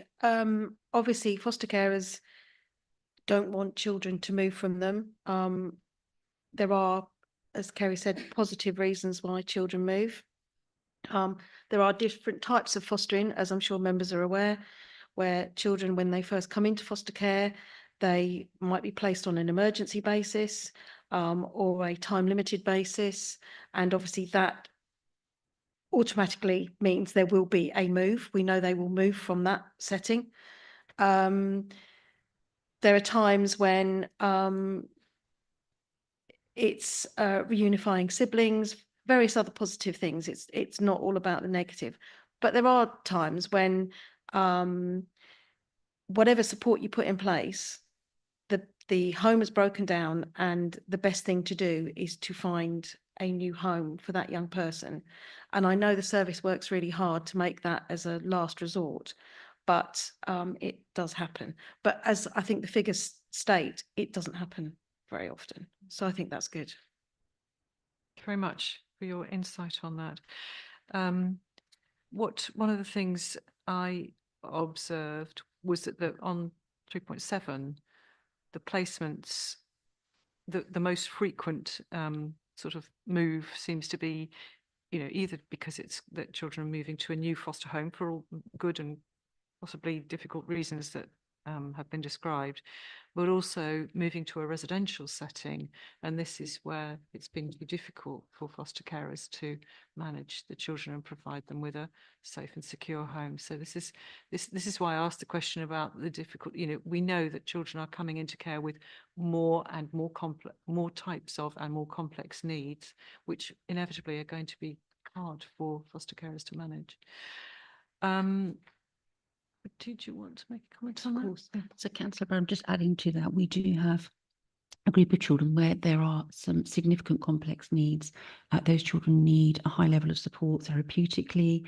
They can be dysregulated, and this will cause a change of placement. So the placement stability figures will go up and down depending according to the needs of our children. In Cambridgeshire, we know that we've have 40 more children than we have been looking after over this period.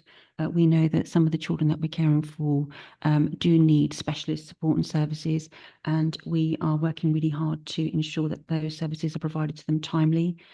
We have senior oversight meetings where we feel that there needs to be support provided timely to those children to make sure that we can provide them the stability that they need to thrive. Thank you very much. So members, yes, sorry, Martin, did you want? Okay, so Councillor Slatter. Thank you. I'm going to put this in here because it's as good a place as any. We're not that long away from conference season, and we had a really moving debate at our conference, and it included contributions from care leavers. I think their counties would have been proud of them. And there was also quite a lot of debate about kinship care, and it's clearly really quite messy. And I was just wanting a little reassurance that we can, obviously some authorities help with money for kinship carer more than others. There was one lad who was really most concerned that his nan had been very much out of pocket from taking him in. And if that in any way impedes us finding homes, there's several references to family members. I would hope that we can enable this to happen as much. And I'd like to give me some idea whether this is an issue for Cambridgeshire or maybe not. Thank you. Kerry, are you able I- to I- respond to that? Yeah, sure. I don't think there is. You know, we have a good mixture of kinship carers, which, like you say, could be grandparents, aunt and uncles, family members. So I don't see that within Cambridgeshire. Like I say, you know, where family members come forward, we absolutely, because we have the strong belief that children should be in their families. So yeah, so where we can do that, we will you know, progress that. Yes, sorry, and Branchett. Sorry, thank you. And just to add to that, Councillor Slatter, we always examine family first. So family options are always considered first before we think about foster care or any other arrangement, just to reassure you. So there can be arrangements for remuneration But to enable that to happen. That's what- correct. If a family I member. think Martin was also Sorry. wanting. I think Steve's trying to say something as well, but I might be saying what Steve's going to say, which is we treat our kinship carers as our foster carers. So they get the same support and benefits while they complete the assessment. So most of our, where they're not treated as foster carers is because they're not looked after children. So they might be looking after a relative, but there's other support that we can provide to them. But where they're looking after a relative that is a looked after child, they will be a foster carer for us or a special guardian, in which case they also access the same level of support they can get as if they were. So Just check them because I do have this also in my own area. So they would need to be, does the child need to be actually legally taken into care before the kinship care arrangement can be set in place? Is that right? if the relative is going to be treated as a foster carer, then yes, they need to be in care, in our care. They need to be Yeah. recognised If- as children in care. Absolutely, a looked after child. They have a status of looked after child, Yeah. either before, during, or after. It can happen. Mm. Their legal, their status can change, Mm. but in order for us to give them the benefits of foster care Mm. and leaving care services, they would need to be a looked after child.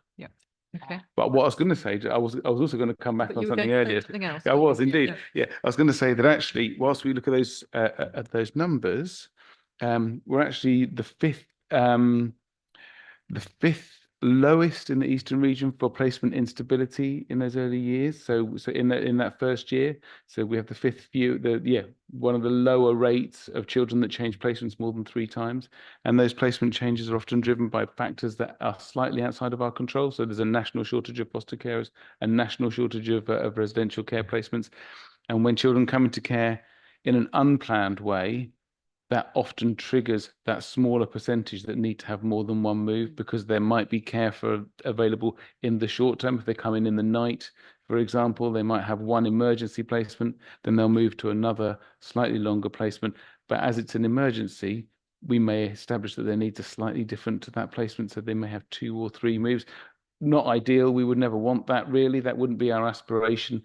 But I think given that we're actually performing relatively well in the upper end of the middle in the Eastern region, then I don't think it's a problem, but I do think we would like to make that, ideally we'd have none that had to have loads of different moves. When we receive how much notice are we given if we are taking in cohorts from Kent, for example? How does that work?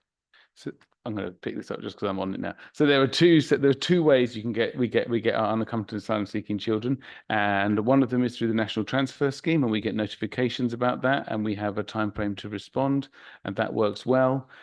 We have worked really hard on that process because to make sure that the children have a good placement to go to. It's all well planned, and the only issue has been their health assessments, really, and that has now been ironed out, as we heard earlier. But you also get what's called a spontaneous arrival, when a young person suddenly appears either out of, from a lorry or something like that, or they've been trafficked here and then dropped off by somebody. So that they're called a spontaneous arrival. They are outside your National Transfer Scheme allocation. So there's 2 ways that we get those cohorts.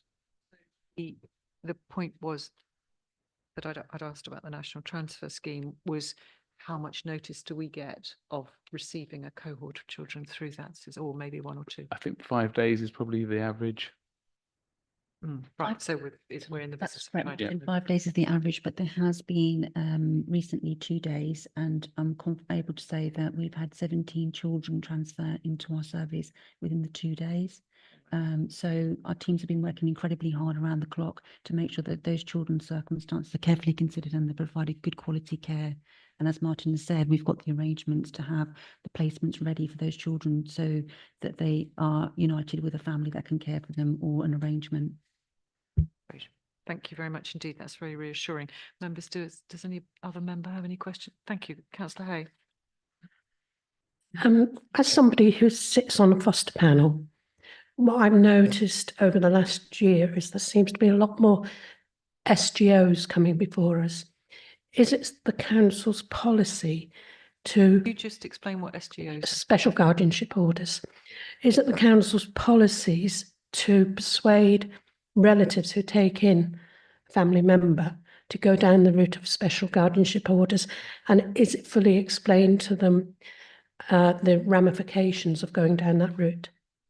So when a special guardianship order is considered, families are given really clear, sound advice about the options that are available to them to secure permanency for their child. The priority always is to secure permanency. So if there is an opportunity for a child that's been in a stable foster placement for a significant period, i.e. 2 years, where the carer felt that they did not necessarily need social care intervention anymore and they wanted to have that child as a part of their family, they could make an application for a special guardianship order. They're entitled to legal advice. That legal advice is provided to them timely. They're entitled to support post-order, and we've recently refreshed our special guardianship order support post-orders recently, so that's been published, so families are clear about what options are available. We also have a no detriment policy, which Martin had slowly adhered to, where we are now sharing that idea and that concept of families to think about permanency in different ways for children. But throughout the child's care journey, we're always thinking about how can we achieve permanency. So there are various orders that family can make or carers can make applications for, and they are briefed on that and they are supported to consider those options. Coming back to you, Councillor Hay, was your question prompted by the fact that there seemed to be some outworking in your fostering panel that indicated that people hadn't had the sort of advice that one might have wished? Can I say it is improving, but at times 1 or 2 seem to have felt pressurised into going down the route special guardianship order. But I have noticed over the last 6 months at least that they are being given a lot more support. But I just wanted to bring that out in front of other members of corporate parenting. Thank you very much for your insight, Councillor Hay. Much appreciated. So members, I can't see any other questions. So we've been asked to note the contents of the report, note the importance of the placement sufficiency strategy, and at C, support further work across a range, this is on page 87 of our agenda, support the further work across a range of services in ensuring that right homes are found for Cambridgeshire children at the earliest possible opportunity, including embedding new processes to consider the possibility of children ending their looked after status by discharging care orders through a safe return home to parents and family or via a special guardianship order. So in view of the conversation we've had, can I just have an indication of support for that? In support of that? Good, lovely. Thank you very much indeed. So I hope that, Tamar, I hope that covers the ground that you needed there. So thank you very much. And that's supported. So thank you very much indeed. Right, where are we in time? Okay. We'll move on to item 9, which is the virtual school annual report. And we've got Claire Hines with us, the virtual school head teacher.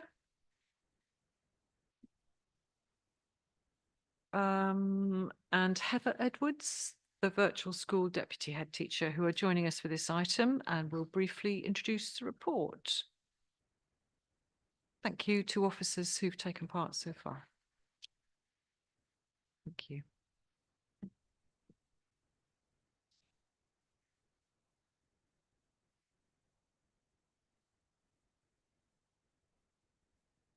Good afternoon. So I'm Claire Hynes, Cambridgeshire's virtual school head teacher, and as you said, I've got Heather with me, my deputy today. I won't spend too much time introducing it because I know that you've all read it, so it's probably better to have more time for questions. So I guess it's just to reiterate that this is the annual reports. It's a statutory requirement for the virtual school to produce an annual report, which is based on last academic year, so from September 23 through to August 24.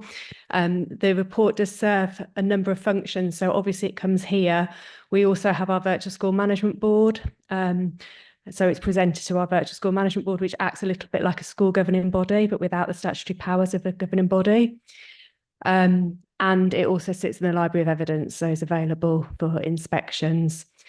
There were a couple of points that I think it might be worth me coming back to that have come up previously in the meeting. Would that be okay? So there were. Fine, do bring us to them. Is that okay? Yeah. So obviously there was the comment about the Ofsted ratings. And I think there's a couple of things there that would be helpful to share. One being that the process around Ofsted has obviously changed now, and so the single judgment has gone. So whereas before a school would get a judgment of being outstanding or requires improvement or good, that overall overarching statement has gone, that judgment. But we are looking at, so at the moment there's 4 different judgments. And we are looking across the board at all 4 of those judgments, and we have a robust process in place so that we are always looking at, and exactly as Steve was explaining, always looking at the needs of the child on an individual basis. So we have a process where we look at a number of factors, including things like, the number of school moves a child's already had, what their Ofsted reports say, and what work has already been done by the school or the multi-academy trust to improve those outcomes, what the carers' views, the child's views, the social workers' views, and a process is completed to make a decision whether the child should stay in that school if the Ofsted rating has reduced, or whether the child should move. So that is in place, and we always look at that. It's always one of the factors. We also look at if a child is moving into a school, we always consider the Ofsted rating. In terms of looking at it across geographical areas, I think it is important. Like we could provide the rating for Cambridgeshire schools, but we also need to remember that 50% of our children currently are educated outside of Cambridgeshire. And I think it's also important to note in terms of sort of the geographical context, even within Cambridgeshire, for example, a significant number of our children are placed, for example, within the Fenland area. So they're not evenly distributed across Cambridgeshire. So Claire, thank you very much. And, what comes out of this, not just in the number of pages, is what a very wide-ranging job this is, this role of acting as an eye on all of our children, wherever they're placed. And thank you very much for the work that you're doing on this, because it shows how the care that's being taken with our children, wherever they are. And I'm sure I will speak for myself, I won't speak to others, but I'm very glad that you're keeping such a close eye on things. In particular, I know this is an exemplar PRP on page 122, but I wanted to congratulate teachers and our officers for the detail. And that's why you've put it in, but the detail with which, it's a requirement of the form, to put this amount of detail in, but what it requires of our office is a really deep understanding of each of our children as individuals. And I think that's gratifying to see the detail that goes into these. So in fact, I'd like to ask, as a separate issue to this, could we see a similar exemplar, anonymised as necessary, of an EHCP? Because it's a slightly different exercise, but I would like to see that at one of our meetings. And I don't want to wait till this time next year for that. I'd like to see that fairly soon. However, members, do members, I might come back at the end, but do members have anything they would like to raise on this report? Councillor Slatter. Yes, thank you very much for this report. I'm afraid with all the toing and froing with the strategy, I missed some of the gems until right at the last minute. So I've actually printed it out so I can read it properly. But I did pick up on the, where are we? Is it post 16 plus, premium plus?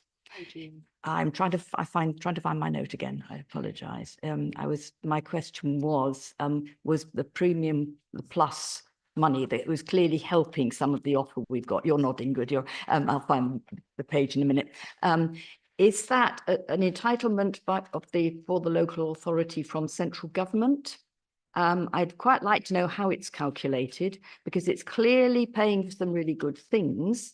And we obviously have to keep an eye on the budgets and whether we're going to be asked to support funding particular things out of more general funds.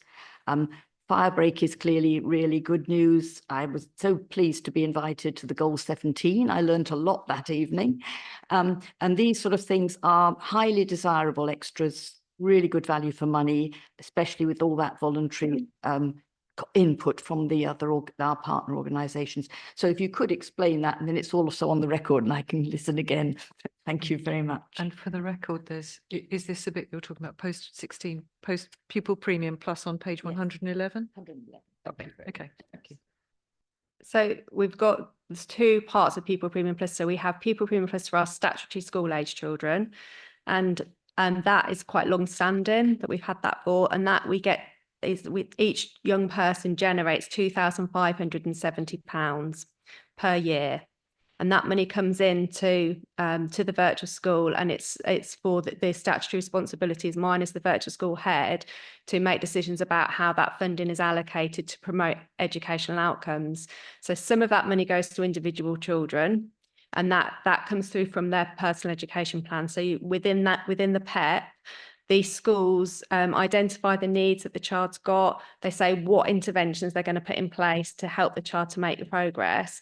And then we quality assure every single PEP, and we allocate the funding according to what they're telling us that child needs. So some local authorities have a standard amount that they give out. We don't do that. We do it according to the needs of the young person, because some of our young people might need more, and for other young people, they might not need so much. And that's not just about then whether the child's got the highest level of need, because that's also talking about aspirations. And so for some of our really high achieving children, they actually get a significant amount of money because they might be getting extra tuition after school to really support their aspiration to go to university, for example. So it varies according to the child's need.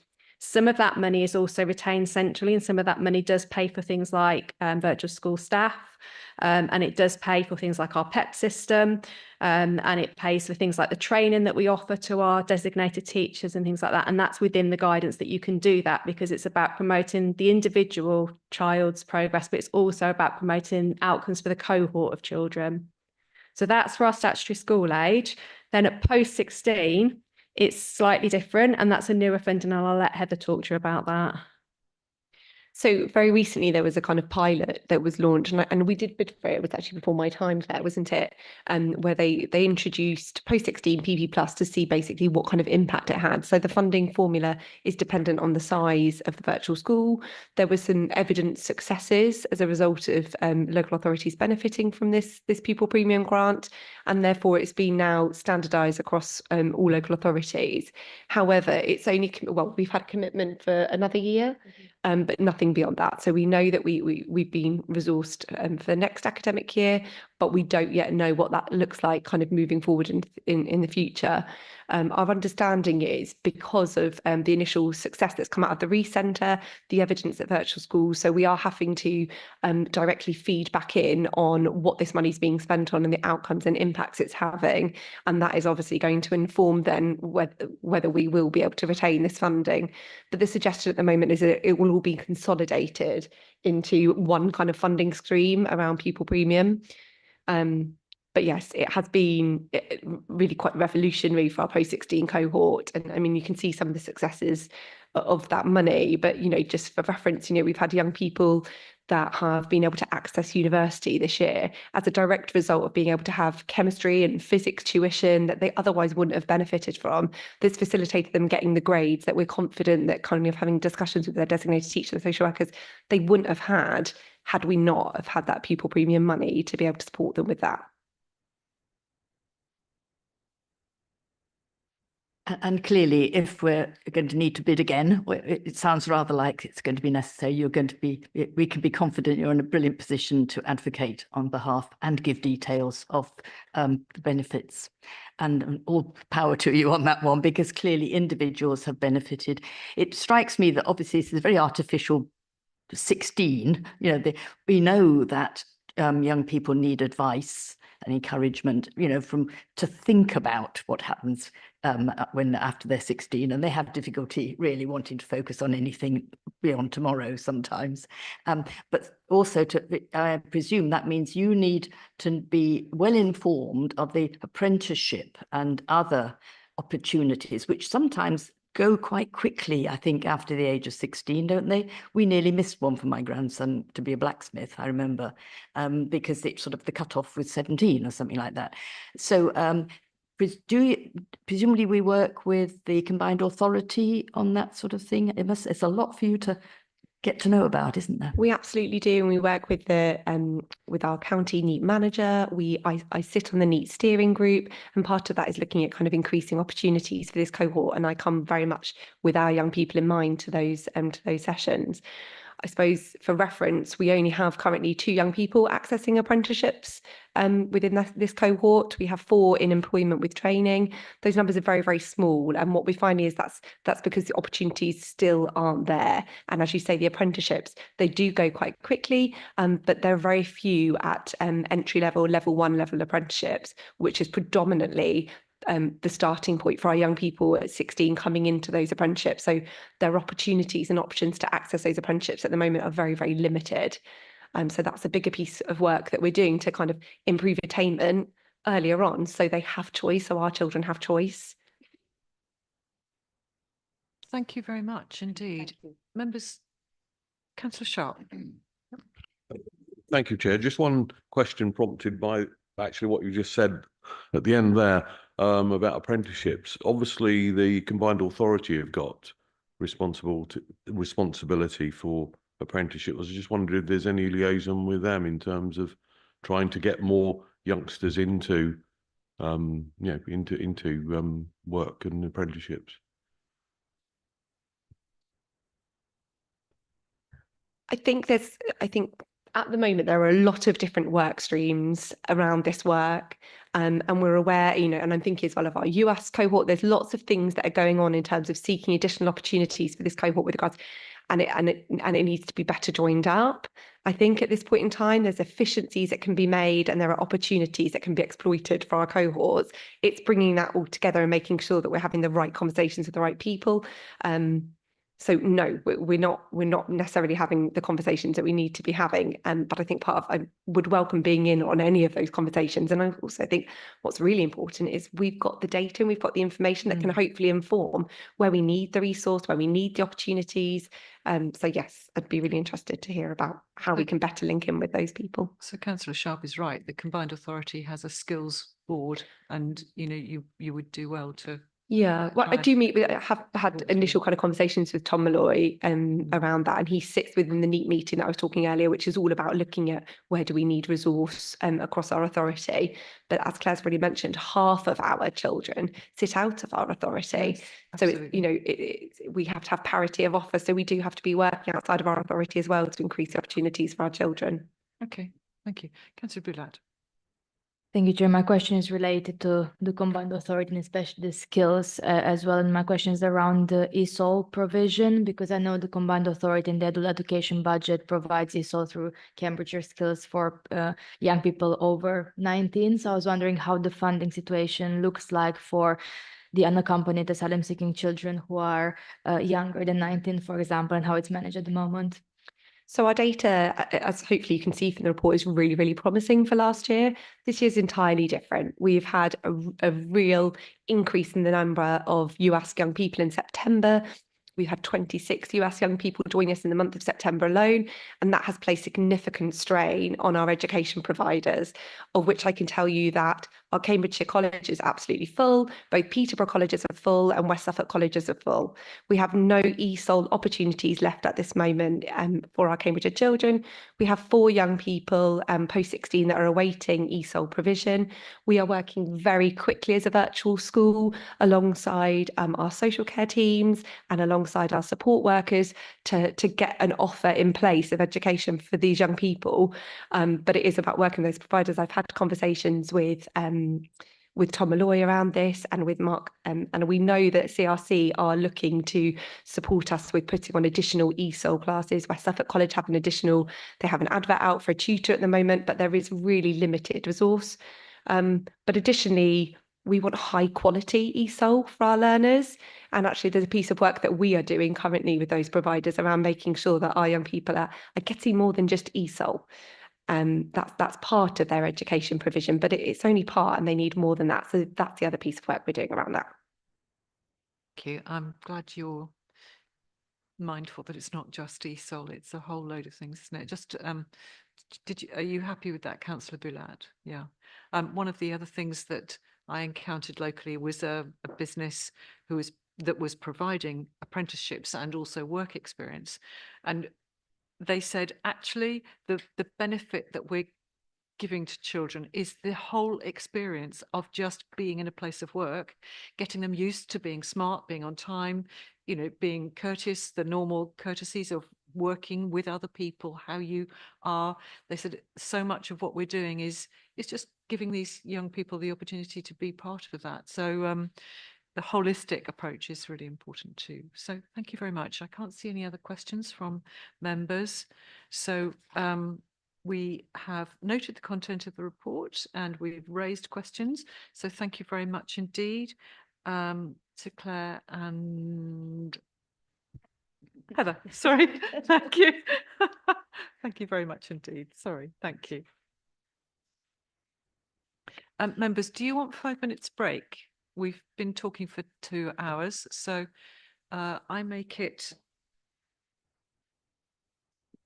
Okay, so does anybody want a break for 5 minutes or are you happy to carry on? Let's bash on then, right. Okay, so item 10 is the Corporate Parenting Education, Employment and Training Report. And we have Nikki Hanks. Hanks has having car problems. So oh, right. Okay. You're going to do it. And I will come back. So can we ask, I think Jo Banks is presenting her annual report for adoption. So could she come next? Oh, right. Okay. So Nikki, who would normally have presented this report, has been delayed. So can I just suggest, is that okay, members, if we move to item 11 and then come back if Nikki can join us? So Joanne Banks is coming forward. Thank you so much to look at the adoption annual report for October 2024. Thank you very much. So Joanne is head of the Regional Adoption Agency. So thank you very much for joining us today to give us your report. So when you're ready. Thank you. So I'm conscious of time and you've got a lot to get through, so I won't go through my report in detail because, as you will see, it's a very lengthy report. I think in summary, I think it's fair to say there's been some real strengths, some real positives over the last year. And we continue to see, building on some of those strengths, there are pressures and I think there are challenges that we're trying to address. So some of the strengths are around, we continue, particularly for Cambridgeshire, see a very high proportion of the number of children leaving care by way of adoption. So certainly we're highest in the Eastern region at the end of the year.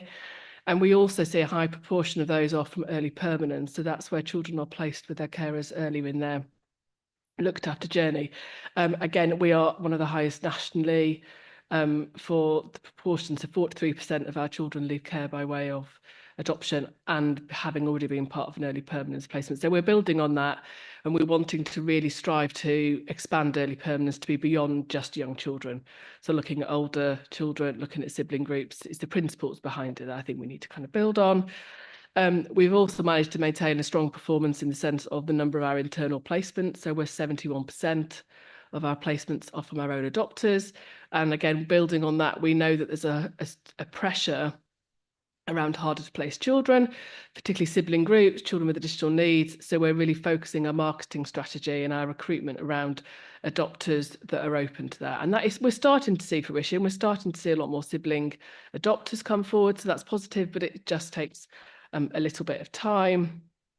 In the sense of also for the assessment side of it, we've had a really strong conversion. So 18% of our enquiries result in an application by adopters. So again, much higher than we've had before and higher than sort of you would expect to see. So I think that kind of shows that hopefully our consistent message early on is kind of working to get people through. And we have also maintained a very high level of therapeutic support. So that's always been one of our challenges and continues to be, and it is a national challenge as well. So we have still managed to find providers and being able to secure those therapeutic support for families. So in the sense of the challenges and the pressures, touched on it already, our harder to place children continues to be a challenge, and it's becoming increasingly challenging this year. So I don't think it's necessarily getting any easier. And children are not waiting particularly lengthy. So we don't have many children that are waiting over 12 months. Certainly neighbouring local authorities and other areas have got a lot more children waiting longer, but we're continuing to do what we can around that, but that is a challenge. Nationally, there is a shortage of adopters, and there is a national shortage for adopters, particularly for children who are deemed harder to place. So again, it's not that it's reflecting that we're not doing something right. I think it's a reflective of a national picture to some extent. And then the other main challenge for us is around our adoption support capacity. So we continue to see a high demand for them. And certainly what we're finding is a lot of families are not exiting that support provision. So that is what is putting the additional pressures on. So not only do we have the new families coming in, we have about 300 families that are under review every year at the moment, and that is what's creating that pressure point. So we have plans, and we're looking at developing an improvement plan following some work with our colleagues from Essex. So we're early days, and certainly that is something we wanted to see how we can make that changes going forward, but we can't hide the fact that it is a challenge and adopters are finding it difficult not being able to access support quickly, I guess is fair to say. Thank you very much, Jo. One of the things that concerns me, I wrote it down, I now can't find it. Oh, yes. I guess within any cohort of the population, you've got a certain number of people who are in a position to adopt or not, whether or not they actually applied to do it. But also that's linked. I have a horrible feeling it's linked to the housing stock. I know this might seem bizarre, but you have to have enough space, don't you? And so much housing is, quite rightly, according to what the needs are in the area, is going towards 1 and 2 bedroom properties, and there are fewer larger properties, which means people haven't got space to adopt or even to foster. However, that's a slightly unrelated to, it's a bit sideways off what you're talking about. But yes, that's right. But what I'm concerned about is having recruited and maintained adopters. That commitment then gives them a lifetime of looking after a child, which might be a joy for them, but it means they're not then available to adopt any others. And so we have to have a constant recruitment exercise, don't we? And maintenance exercise. And I was just slightly concerned, I don't know if I misunderstood you, but you said, I got the impression of people leaving the adoption field. Did I misunderstand that, or did I understand that correctly? Can you just clarify whether we're losing adopters? No, numerical sense. We're not losing adopters, but we are finding the number of adopters coming forward are reducing. And we are finding, so I think your comment about housing, I think is a very fair point. People don't necessarily have lots of excess bedrooms, and we are finding our lots of our adopters coming through are those who don't have children, so to some extent earlier in their journey. I think we're also finding financial pressures is a real struggle for people. So if you're wanting to adopt one child and you need to return to work, there's a feel that's achievable. If you're going to adopt 2 or 3 children, because we do have larger sibling groups, that is harder to foresee that you can return to work.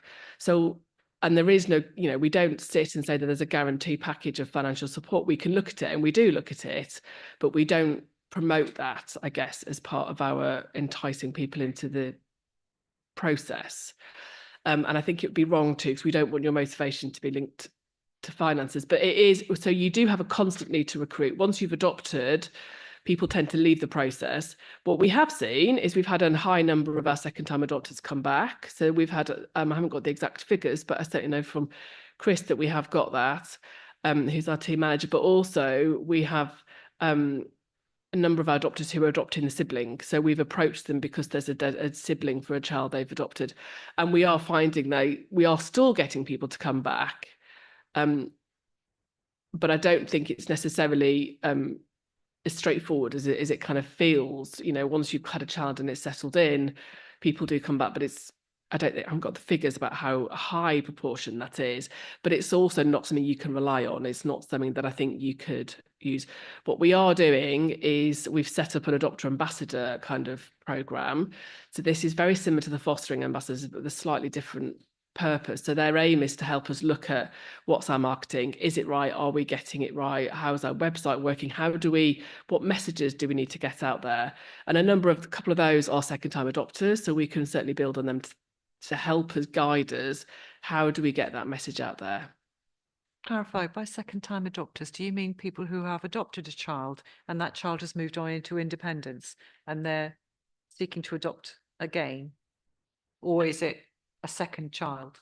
It will be a second child. So quite often that they've had a child with them for 3-4 years and they've decided they would like to have another child to join their family. So those children will be before they reach 18. Okay, thank you. Right, members, did anybody have anything you wish to raise? No?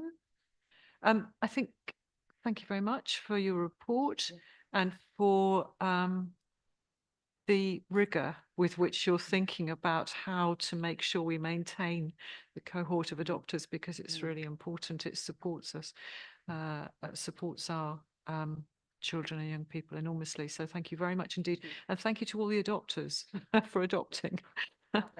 It's so important. Yes, okay.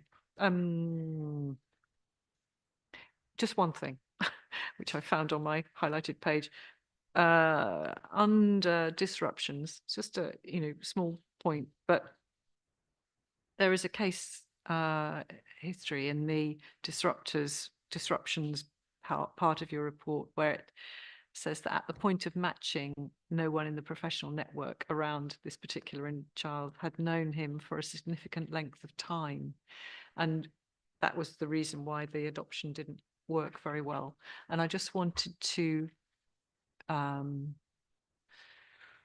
add that it's not just the adopters, is it? It's the social workers as well, that it's the adult network around the child that makes adoption or indeed fostering work. It's the support that's being given all the way through. And I wondered if you wanted to make a comment on that. I think you're right, and I think that disruption was quite a complicated disruption. I don't think it's not as easy as one thing led to it, but I think it was noted, and we still see it at times at the transition points of those children moving from family support to children care. Does not always make it easy, because it means that it's a new social worker who needs to know that new child, and there will be changes of social worker within that. I guess for us, the bit we need to do is think about how we robust that up. We can't change that, and we're not going to, I don't think we could say that won't ever be a challenge. But I think in this little boy scenario, he was an older child with complex needs. There was lots more other factors. And I think the lack of understanding of who he was and his history is what probably led to the doctors not fully understanding the child that they were taking on. And maybe that's was part of it. But it is right. And I think so for us, we work closely to, particularly when they're slightly older, with the virtual school to think about the right education provision that you talk about. We link in with our adoption support team. So actually, if there's an identified need of support early in that placement, we can kind of do that bit together. It is a scaffolding. Everybody kind of plays their different role in being able to make that work.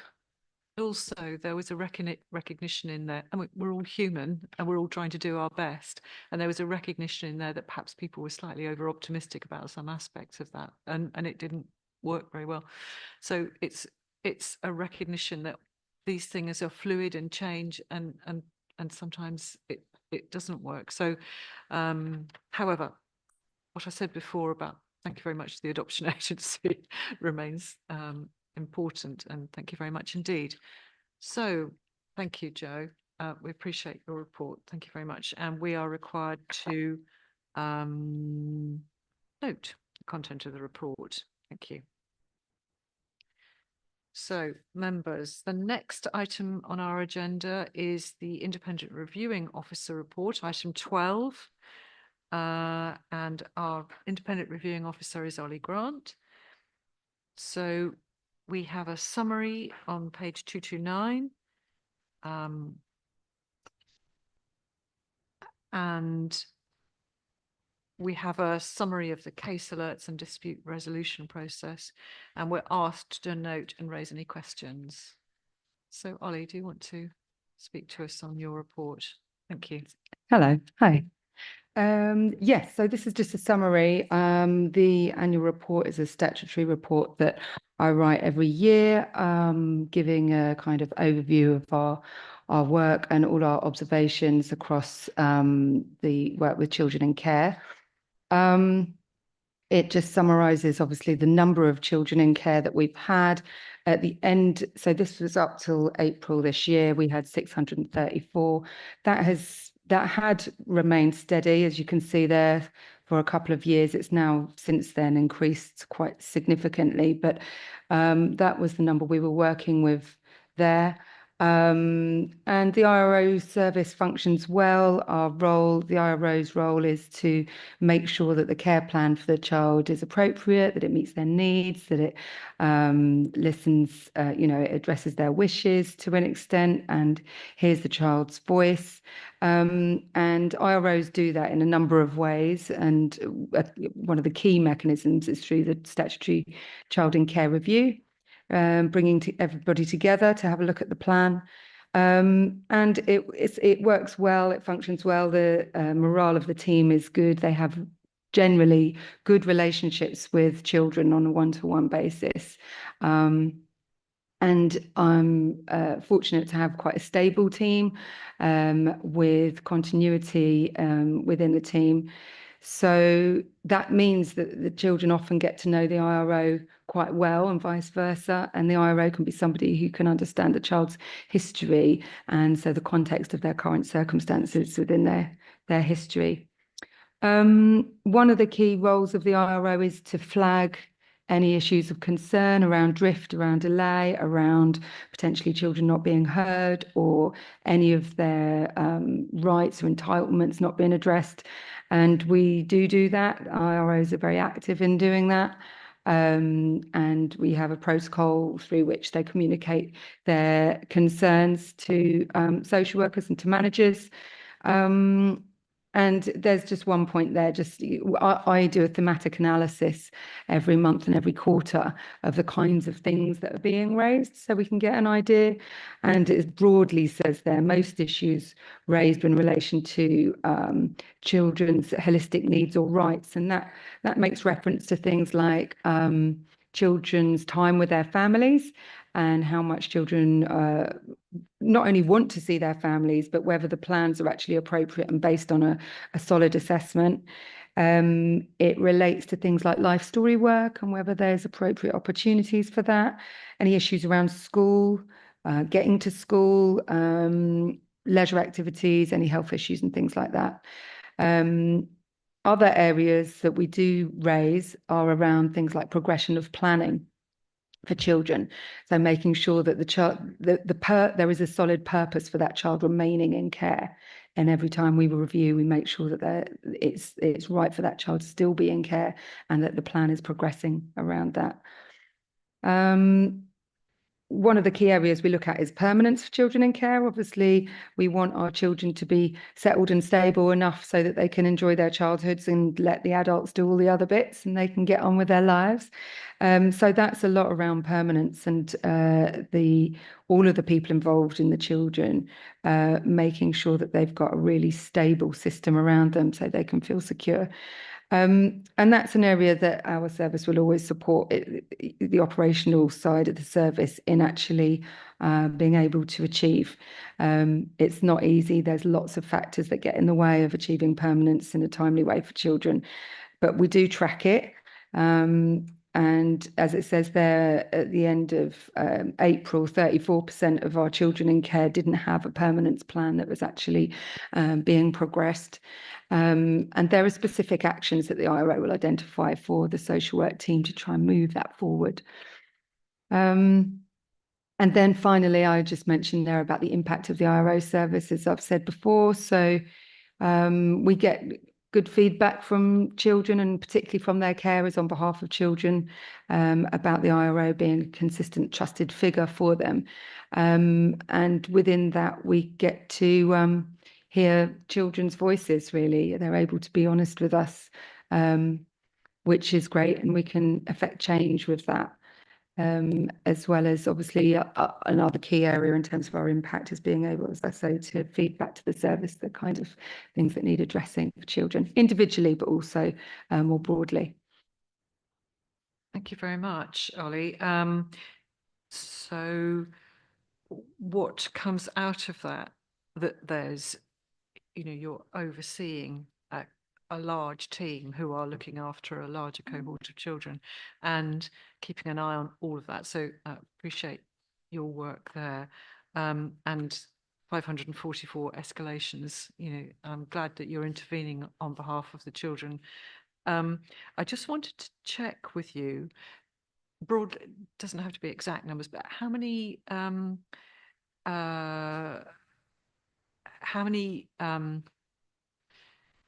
of the level below you are there that you're looking after? Because 544 escalations coming into you is quite a lot. And I just wondered. Yeah, it's almost one per child in care, isn't it? Yes, although sometimes it's multiple for one child. Yeah. So I have in my team, there's 10 IROs, some of whom are part-time. And between them, so a full-time equivalent would have around 70 children each, if that answers your question. Right. Right, Councillor Slutter. Related to this, and I might be beating Councillor Sharp to this one. So an independent reviewing officer, there's not that many of them, and you've already told us what the caseload is. Are they appointed from day one to a child, and do they follow them around the country if that child is being looked after out of country? So yes, we need to be allocated within 5 days of the child becoming looked after. So as soon as there's notification of a child coming into care, my service, the virtual school, LAC Health, all services are notified at the same time. And yes, so there's one individual IRO who's allocated to that child at that time, who will then stay with that child and, as you say, follow them around the country if necessary. So there's a lot of travel involved. A long time behind the wheel of a car for IROs, but the benefit for those children is it's worth it, and for the IROs because they watch them grow up. One of my team has been around for 20 years, and she's watched plenty of children grow up. Yeah, and so they can have a huge impact, and children then become to know that person, is either like a sort of extended sort of grandma figure or whatever who pops in and checks up and has them in mind all the time. And if that young person's not settled and moves around, they can rely that there's someone they recognise who knows the history that keeps coming back and won't go away. I'm reassured because I was afraid we might, just to save petrol, say, well, they've moved to Lincolnshire, we'll ask Lincolnshire to look after them, and no doubt they'd be very competent, but we're not passing them on to another IRO. Just presumably there's a certain amount of online goes on. Youngsters seem to be so used to online now. Does that work for them? Yes, we prefer to do things face to face with children and all families. Yeah, so irrespective of where they live, we'll jump in the car and go and do that because you know, you get a better sense of what's going on, don't you, if you're face to face. But IROs will keep in touch with young people in whatever way they want, and sometimes that's on message or FaceTime or video call or whatever that is. And sometimes IROs will do their reviews on Teams. Sometimes we split reviews so that actually the IRO will get to go and take the child out on their own and get elicit the child's views that way, where there's privacy, there's space, they can breathe and talk in the way they want, and then they'll have the adults conversation separately, and then they'll bring them together and kind of put a sort of cohesive report together and an analysis of their view. Sometimes that works much better than compelling children to come into an adult space where there's lots of grown-ups around. You know, it's often their situations are really complicated, not easy. They're bound up in lots of really emotional issues, and most children don't want to sit in adult meetings. So an IROs, when they get to know children, they're very intuitive and they know what they like and where to take them and what to ask them if they want to do. And so often that is the way that works best and meets everybody's needs, if you like. I'm shocked that you should say a young person wouldn't want to be wouldn't be interested in what we're saying. No, seriously, let's get real. Councillor Slatter, did you want to raise something? The final one. I sort of twigged these things a bit late sometimes. An IRO is clearly such an important person in the young person's life. If I may flag up just as training or whatever, I'd really appreciate an anonymised a day in the life of type account. If any of those IROs have the time, maybe, but not at the expense of road safety while they're driving. But to actually get a feel for that, I think that would be of interest to a lot of members. Because this is such a key person, and to know, you know, where do they come from, what sort of training have they got, but also what do they do? Thank you. Yeah, that would no problem at all. And actually, also yesterday I presented to Family Safeguarding Service a snapshot in some slides, so I'm sure I can share those or add something that would be useful for you. Something of that ilk would be really helpful to understand what their day might be, and it might be a whole day driving up to Scotland or something. Anyway, lovely. Thank you very much. I can't see any other questions from members, so thank you very much, Ollie. And I will note that your report is admirably short. We might another time ask for some specific data, but we haven't on this occasion. But I suspect it covers up all of the fact that you are doing an enormous amount of work with all your other staff. So thank you very much. So we've noted and we've raised questions. Thank you, Ollie. Thank you. So members. Start having to go. Oh, right. So thank you. Councillor Hay has already had to go and Councillor Sharp is leaving now. So thank you very much, Councillor Sharp. Oh, okay, right. So item 13 is the Bright Spot survey. Oh, hang on. We need to come back, don't we? Because we've got. Okay, righto. Okay, Bright Spot survey. Providing an overview of the 2 summary reports from the Bright Spot survey undertaken by Quorum Voice. So that's Life in Your Care, Your Life, Your Care for children aged 4 to 17, and then Your Life Beyond Care for young people aged 16 to 25. So we're looking at the key points and noting the recommendations. So thank you.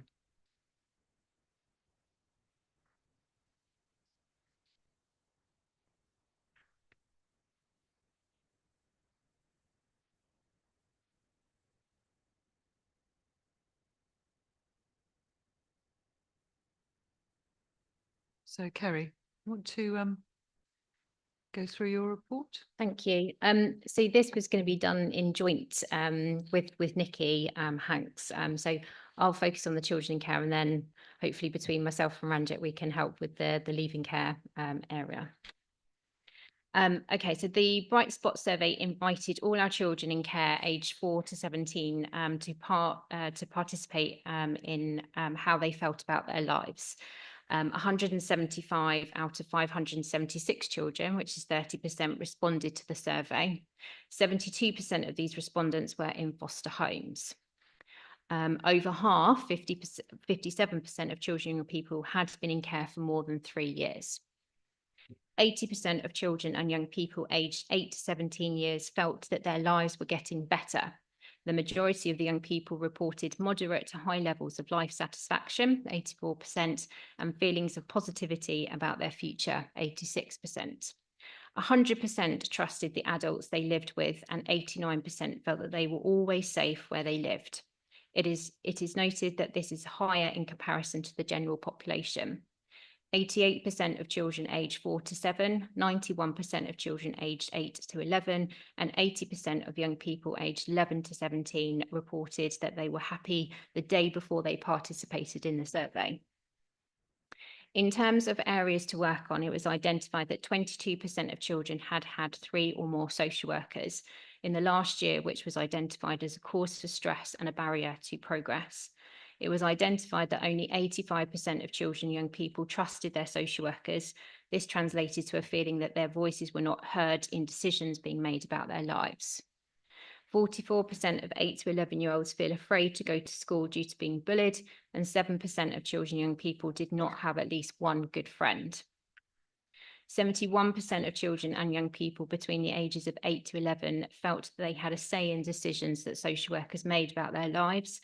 This was, however, significantly lower in comparison to other authorities, which was 85%. The survey has provided a clear indication of areas of further improvements. For example, the service is working hard to secure a permanent workforce to reduce the amount of changes as social workers the children and young people experience. Over the last few months, we have seen a reduction of agency workers, and permanent staff have been secured. We are also in the process of writing a comprehensive action plan, which will be presented to DMT this month. Some of these actions we are already progressing. For example, we are in the process of reviewing family time and have already implemented ending letters when social workers leave. We are working closely and consulting with colleagues such as Virtual School to help improve some of the areas identified. We anticipate in the new year that Bright Spots will return for 2 further sessions with us. Initially, we plan to invite carers, children, and young people to listen to the findings and what was found, and then to present the action plan that we have formulated from what we have heard. Thank you, Kerry. One of the things that crossed my mind about this was, I'll just show you, point to where I wrote it down, which is on page 241, where it talks about the things that could be improved.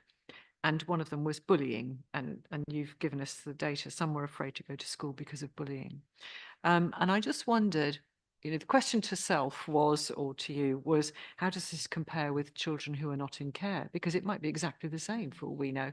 But of course, we don't have access to those children. But I wonder, but elsewhere it does say, in the one above about friendship, it says the proportion of children and young people, 7%, who did not have at least one good friend was more than twice as high compared to their peers. So obviously that is examined amongst their peers, their children who are not in care.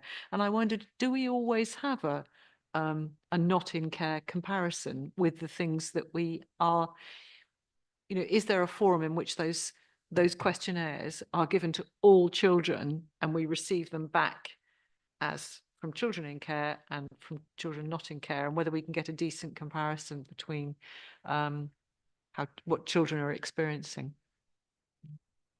I don't think that we can. I think in some areas, Bright Spots have referred to general population or other local authorities, but for some areas they haven't made reference to that. So I think that it's very dependent on the area that you're looking at. It would be very easy to think this was characteristic of children in care, whereas it might not be. It might be perfectly everybody, every child. I was thinking when I went to school, I could probably have said, "Oh, I feel a bit bullied," But I don't think I was afraid of going to school because of bullying. But, you know, maybe this, you know, social media makes life more complicated for children these days, doesn't it? And maybe this is the same as it's comparable, you know. I'd love to know, because I would dearly like to avoid doing it. The 21 young people recorded that adults did things that made them feel embarrassed about being in care. And I thought, I wonder if I've done one of those, you know. I mean, have you any thoughts about what sorts of things that they reported? Again, I don't think that it's been specific, so it's not give the child the opportunity to kind of break down what those might be. So yeah, so I'm afraid I don't know what they're referencing. So for all of us, just be careful not to make any child feel embarrassed about saying something stupid. But okay, members, got fewer members now. Well, just me and you, really. Any thoughts about? Oh, sorry. Yes, no comment. Okay.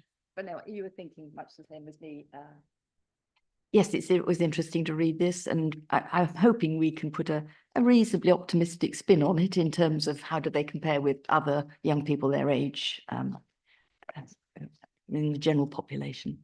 Thank you. And it's very gratifying to know that this survey is being done. So I think it's really helpful. Martin, did you want to speak? Yeah, you kind of drifted into where I was going to go. So I think the purpose of this was that at the time that we commissioned it, we had and still have a relatively small, compared to our population of children in care, but passionate children that attend our children in care. And you met most of them, I think.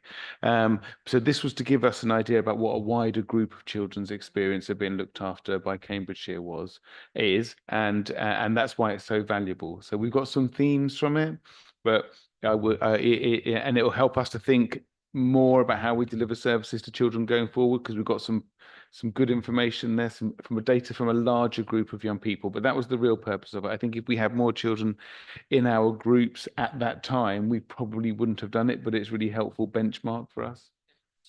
Absolutely, and I'm very glad, because actually, although 33% doesn't sound enormous, actually it's a very good return rate, and I have visions of the youngsters in foster care being encouraged to take part. Did you want to make a comment, Tracy? Yeah, if it's the thing that I think when it was done, the survey was undertaken, I think, at the Easter part of it. So children that hadn't already responded to Bright Spots, as they arrived at the Easter event, they were like, "You're going to do this."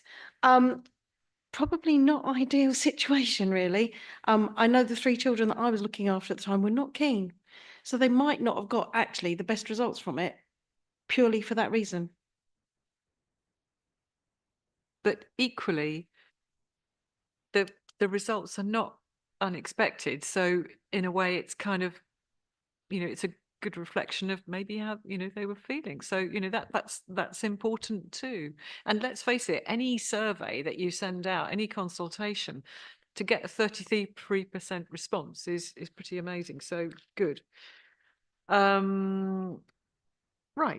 So we recognise the key points that were highlighted, that there are things.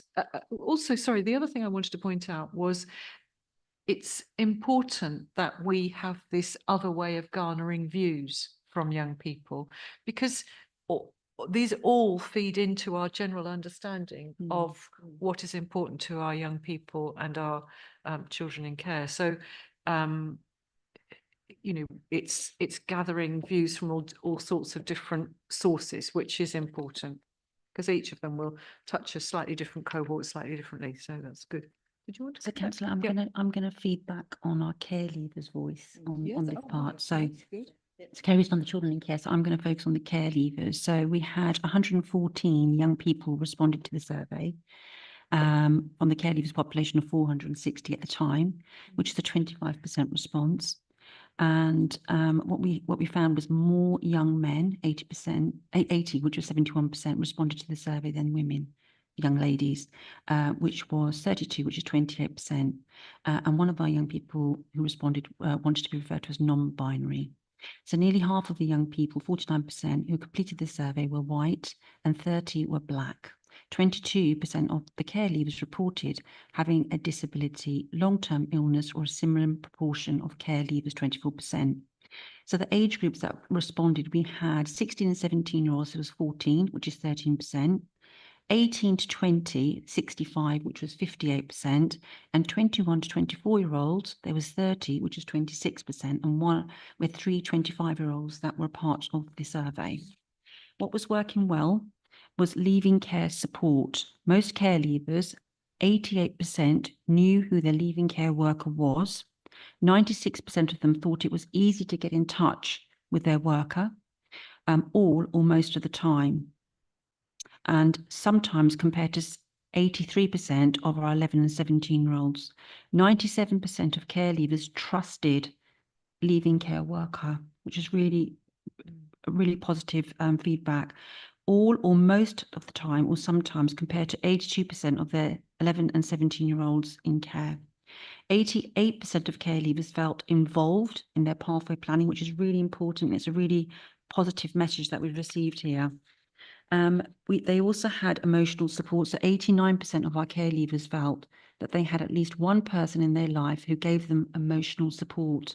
The average number was 3, with friends, leaving care workers, and partners was the most common response. Coping with stress, we've talked about therapeutic support and intervention, using questions from perceived stress scale compared to care leavers' national larger proportion of Cambridgeshire's care leavers reported that they did not have difficulties piling up, 35% versus 29% nationally. They almost never or never felt unable to control the important things in their lives, 34% versus 28% nationally. Things were going their way, 83% versus 78% nationally. In terms of what could be better, the feedback was living independently. In comparison to young people, 9% of the general population, care leavers, 30% in Cambridgeshire, were more than 3 times likely to report financial difficulties.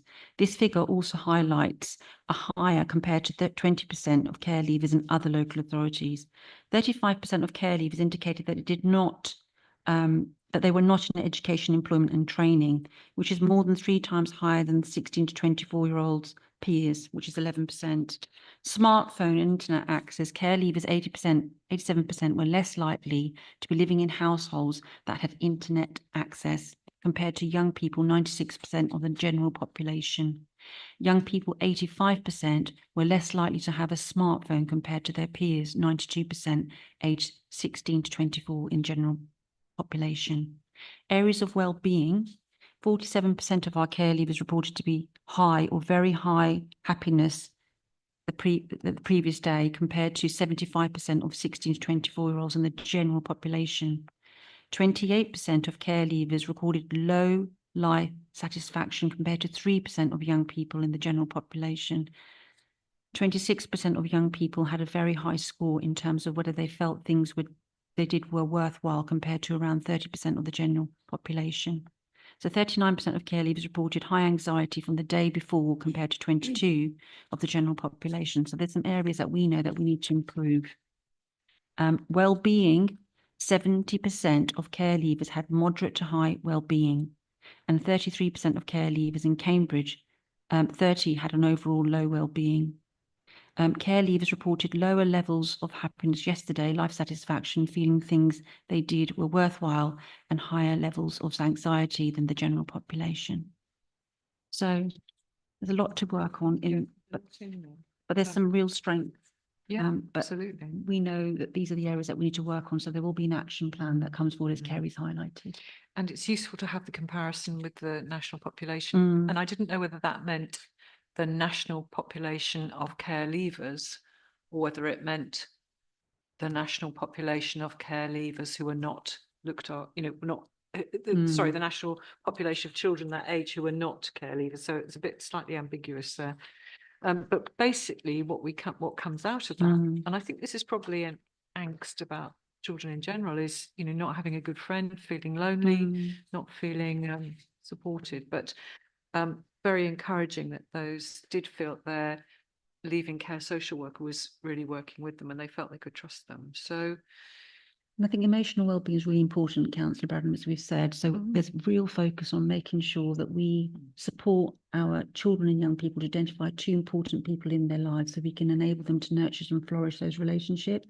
And for our care leavers in particular, there's a real focus of making sure that we can, you know, as far as possible, work with them to identify those two important people that will stay with them beyond when they leave our care. One of the things that I found extraordinary, okay, so there's a small difference, is that care leavers were, 80% of care leavers were less likely to live in households that had internet access compared to 96% in the young people population. I thought it was quite interesting that there was that.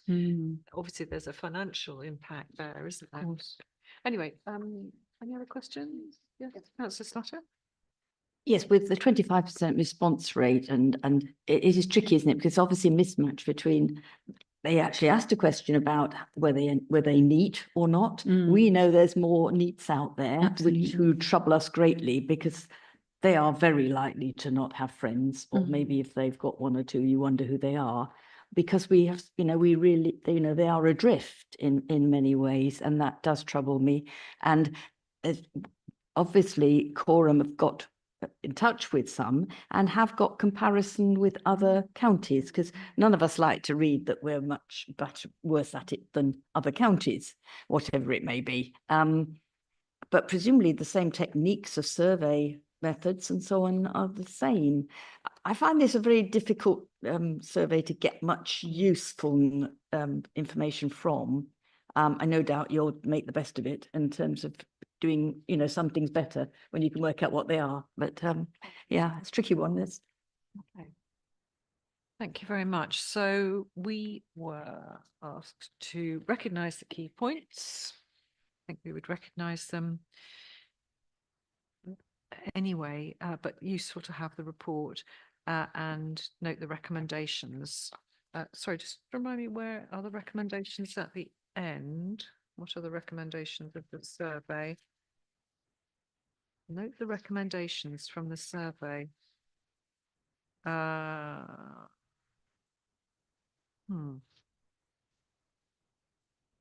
think, are we under item 5, conclusion and reasons for the recommendations? Or main issues? Anyway, I'm sure we will be incorporating the learning from that into our practice. So thank you very much. Have we got Nikki yet? She's not going to be able to. Okay. I can just talk briefly to them. So, yes, can we just come back to item 10 then, which was the report on education, employment and training? Did you want to cover that, Ranjit? Thank you. So Thank you very much, Kerry. Thank you, Kerry. So this is a report that's been produced by Nicola Hanks, our service manager for leaving care, and it's to provide the committee with an update on the progress towards increasing the number of young people in education and employment and training, which has been referred to as EAT in the document. If we turn to the item number 3, main issues, there is a table that sets out the current Department of Education, education, employment and training figures for care leavers aged 19 to 21. And from Cambridgeshire, the percentage is 55%, which aligns with the East of England figure for 2023. And you will see that we are just slightly below our statistical neighbours, but meet the requirement just slightly below the England requirement as well. We don't have the 2024 figures circulated at this point of time to identify the current progress. Our service managers highlighted that we have been working hard to see how we can improve this figure further.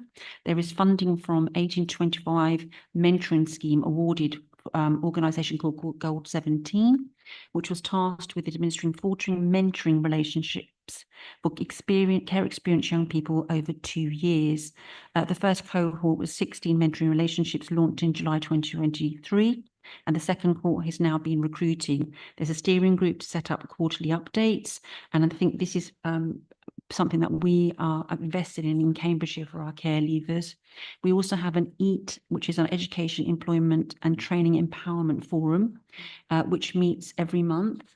And this is an opportunity for our young people aged 16 plus to attend this forum and talk about opportunities that they may want us to take forward with them and consider in line with their aspirations and goals.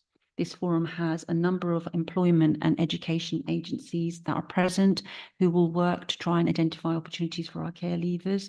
Yeah. There will be a three-way meeting arranged to ensure that the opportunity is explored fully with our young people and they understand how to take it forward.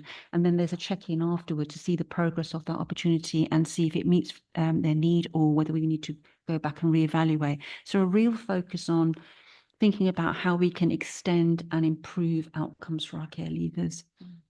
And there is also an education, employment and training coordinator that's open, that's actually in the service at this moment in time, who develops really good working relationships with our care leavers and who's also connected with the Papworth Trust, which provides opportunities for our care leavers. There was a visit to Wisbech Community Farm, Our Bikes, offering work experience opportunities for young people. And we continue to always explore options that might be available to further enhance their skills. She has Rebecca, our coordinator, has also supported CareX young people to be recruited and attend initial sessions, Happy Futures project run by John Lewis in Cambridge, and 3 young people were able to have a work experience. Projects were run by Waitrose in Cambridge, and there's further 5 unaccompanied asylum-seeking children care experience young people who recruited for a work experience in construction project run by Sandska on the A428. So we're always looking for options and opportunities for our care leavers. In terms of I'll summarise this last bit. Key points of analysis, we've got the Education, Training and Employment Forum, which is taking forward opportunities for our young people. We've seen the figures that we are doing well and we aspire to do better. We've heard from our virtual school today some of the difficulties that they're experiencing in terms of providing opportunities for some of our unaccompanied asylum-seeking children, but we work to find solutions and to move forward to make sure that every child has an opportunity. There's support for care leavers. We work very jointly with our Department of Work and Pensions, who provide guidance and support and thinking about how we can find opportunities. We have higher education support, and we are very closely working with the job hunting and learning offer, developed the job hunting packages for 19-year-olds, learning offer, including no course fees and enhanced bursaries designed to support care leavers with their transition to adulthood.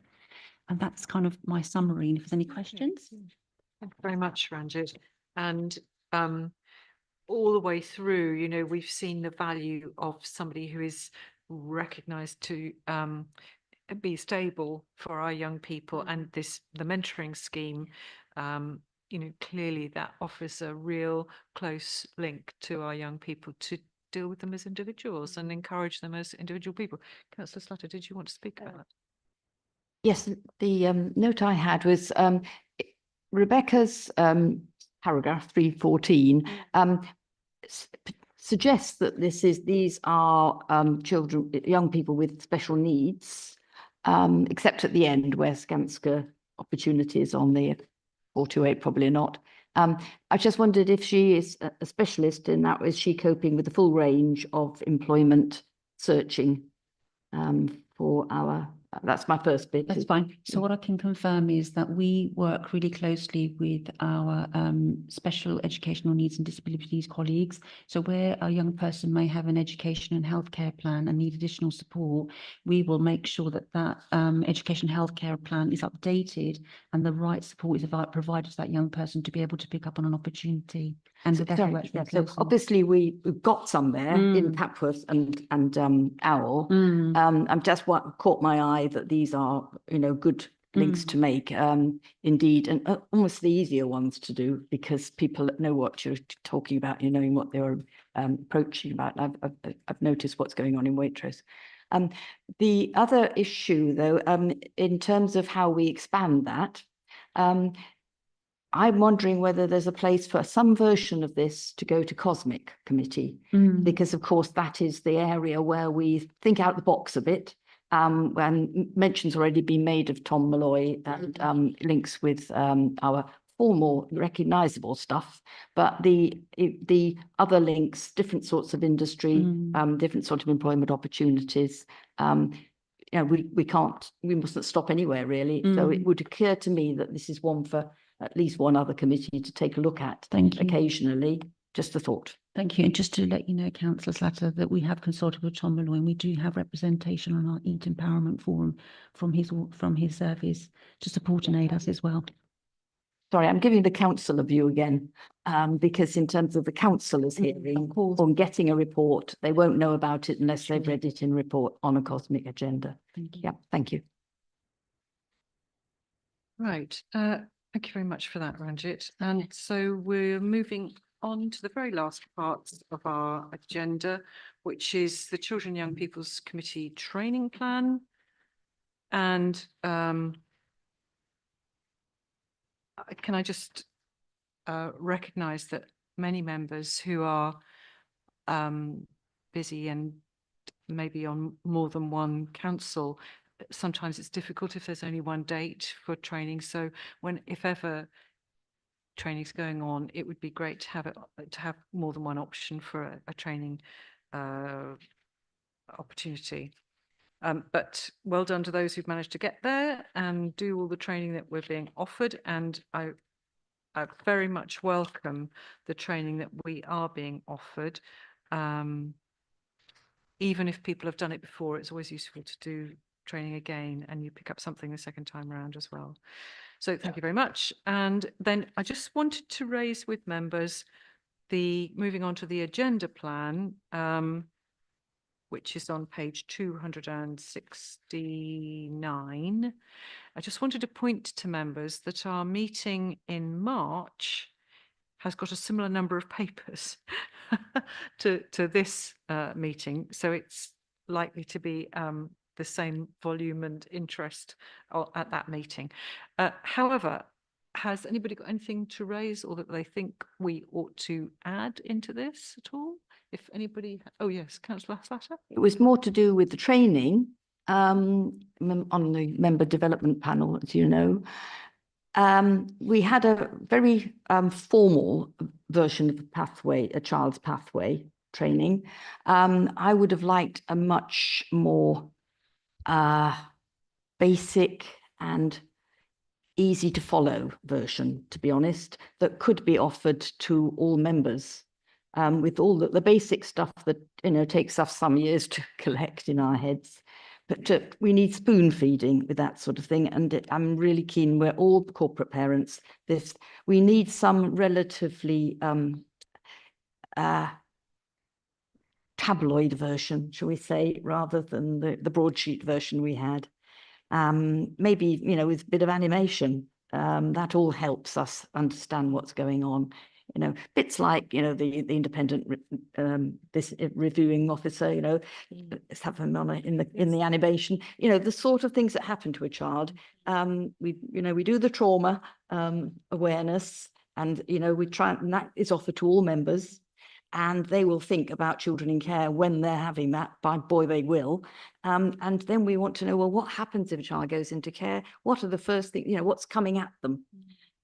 So something like that, which may well exist out there and we can just buy it from somebody else. But we do need, I think, the basic, you know, ordinary stuff and not too academic, I may say. But also on that point, I think it was actually my request that, or certainly others around me, but I know I requested it, a day in the life of a child coming into care. Yes, I wanted to understand, and this was from the point of view of the social worker, and that wasn't what I was asking for at all. I wanted to just understand from the child's point of view, what happens when, you know, because what happens when suddenly there's a crisis and suddenly you're taken into care, you know, what actually happens? Is it the police who come and get you? Is it social workers? What happens?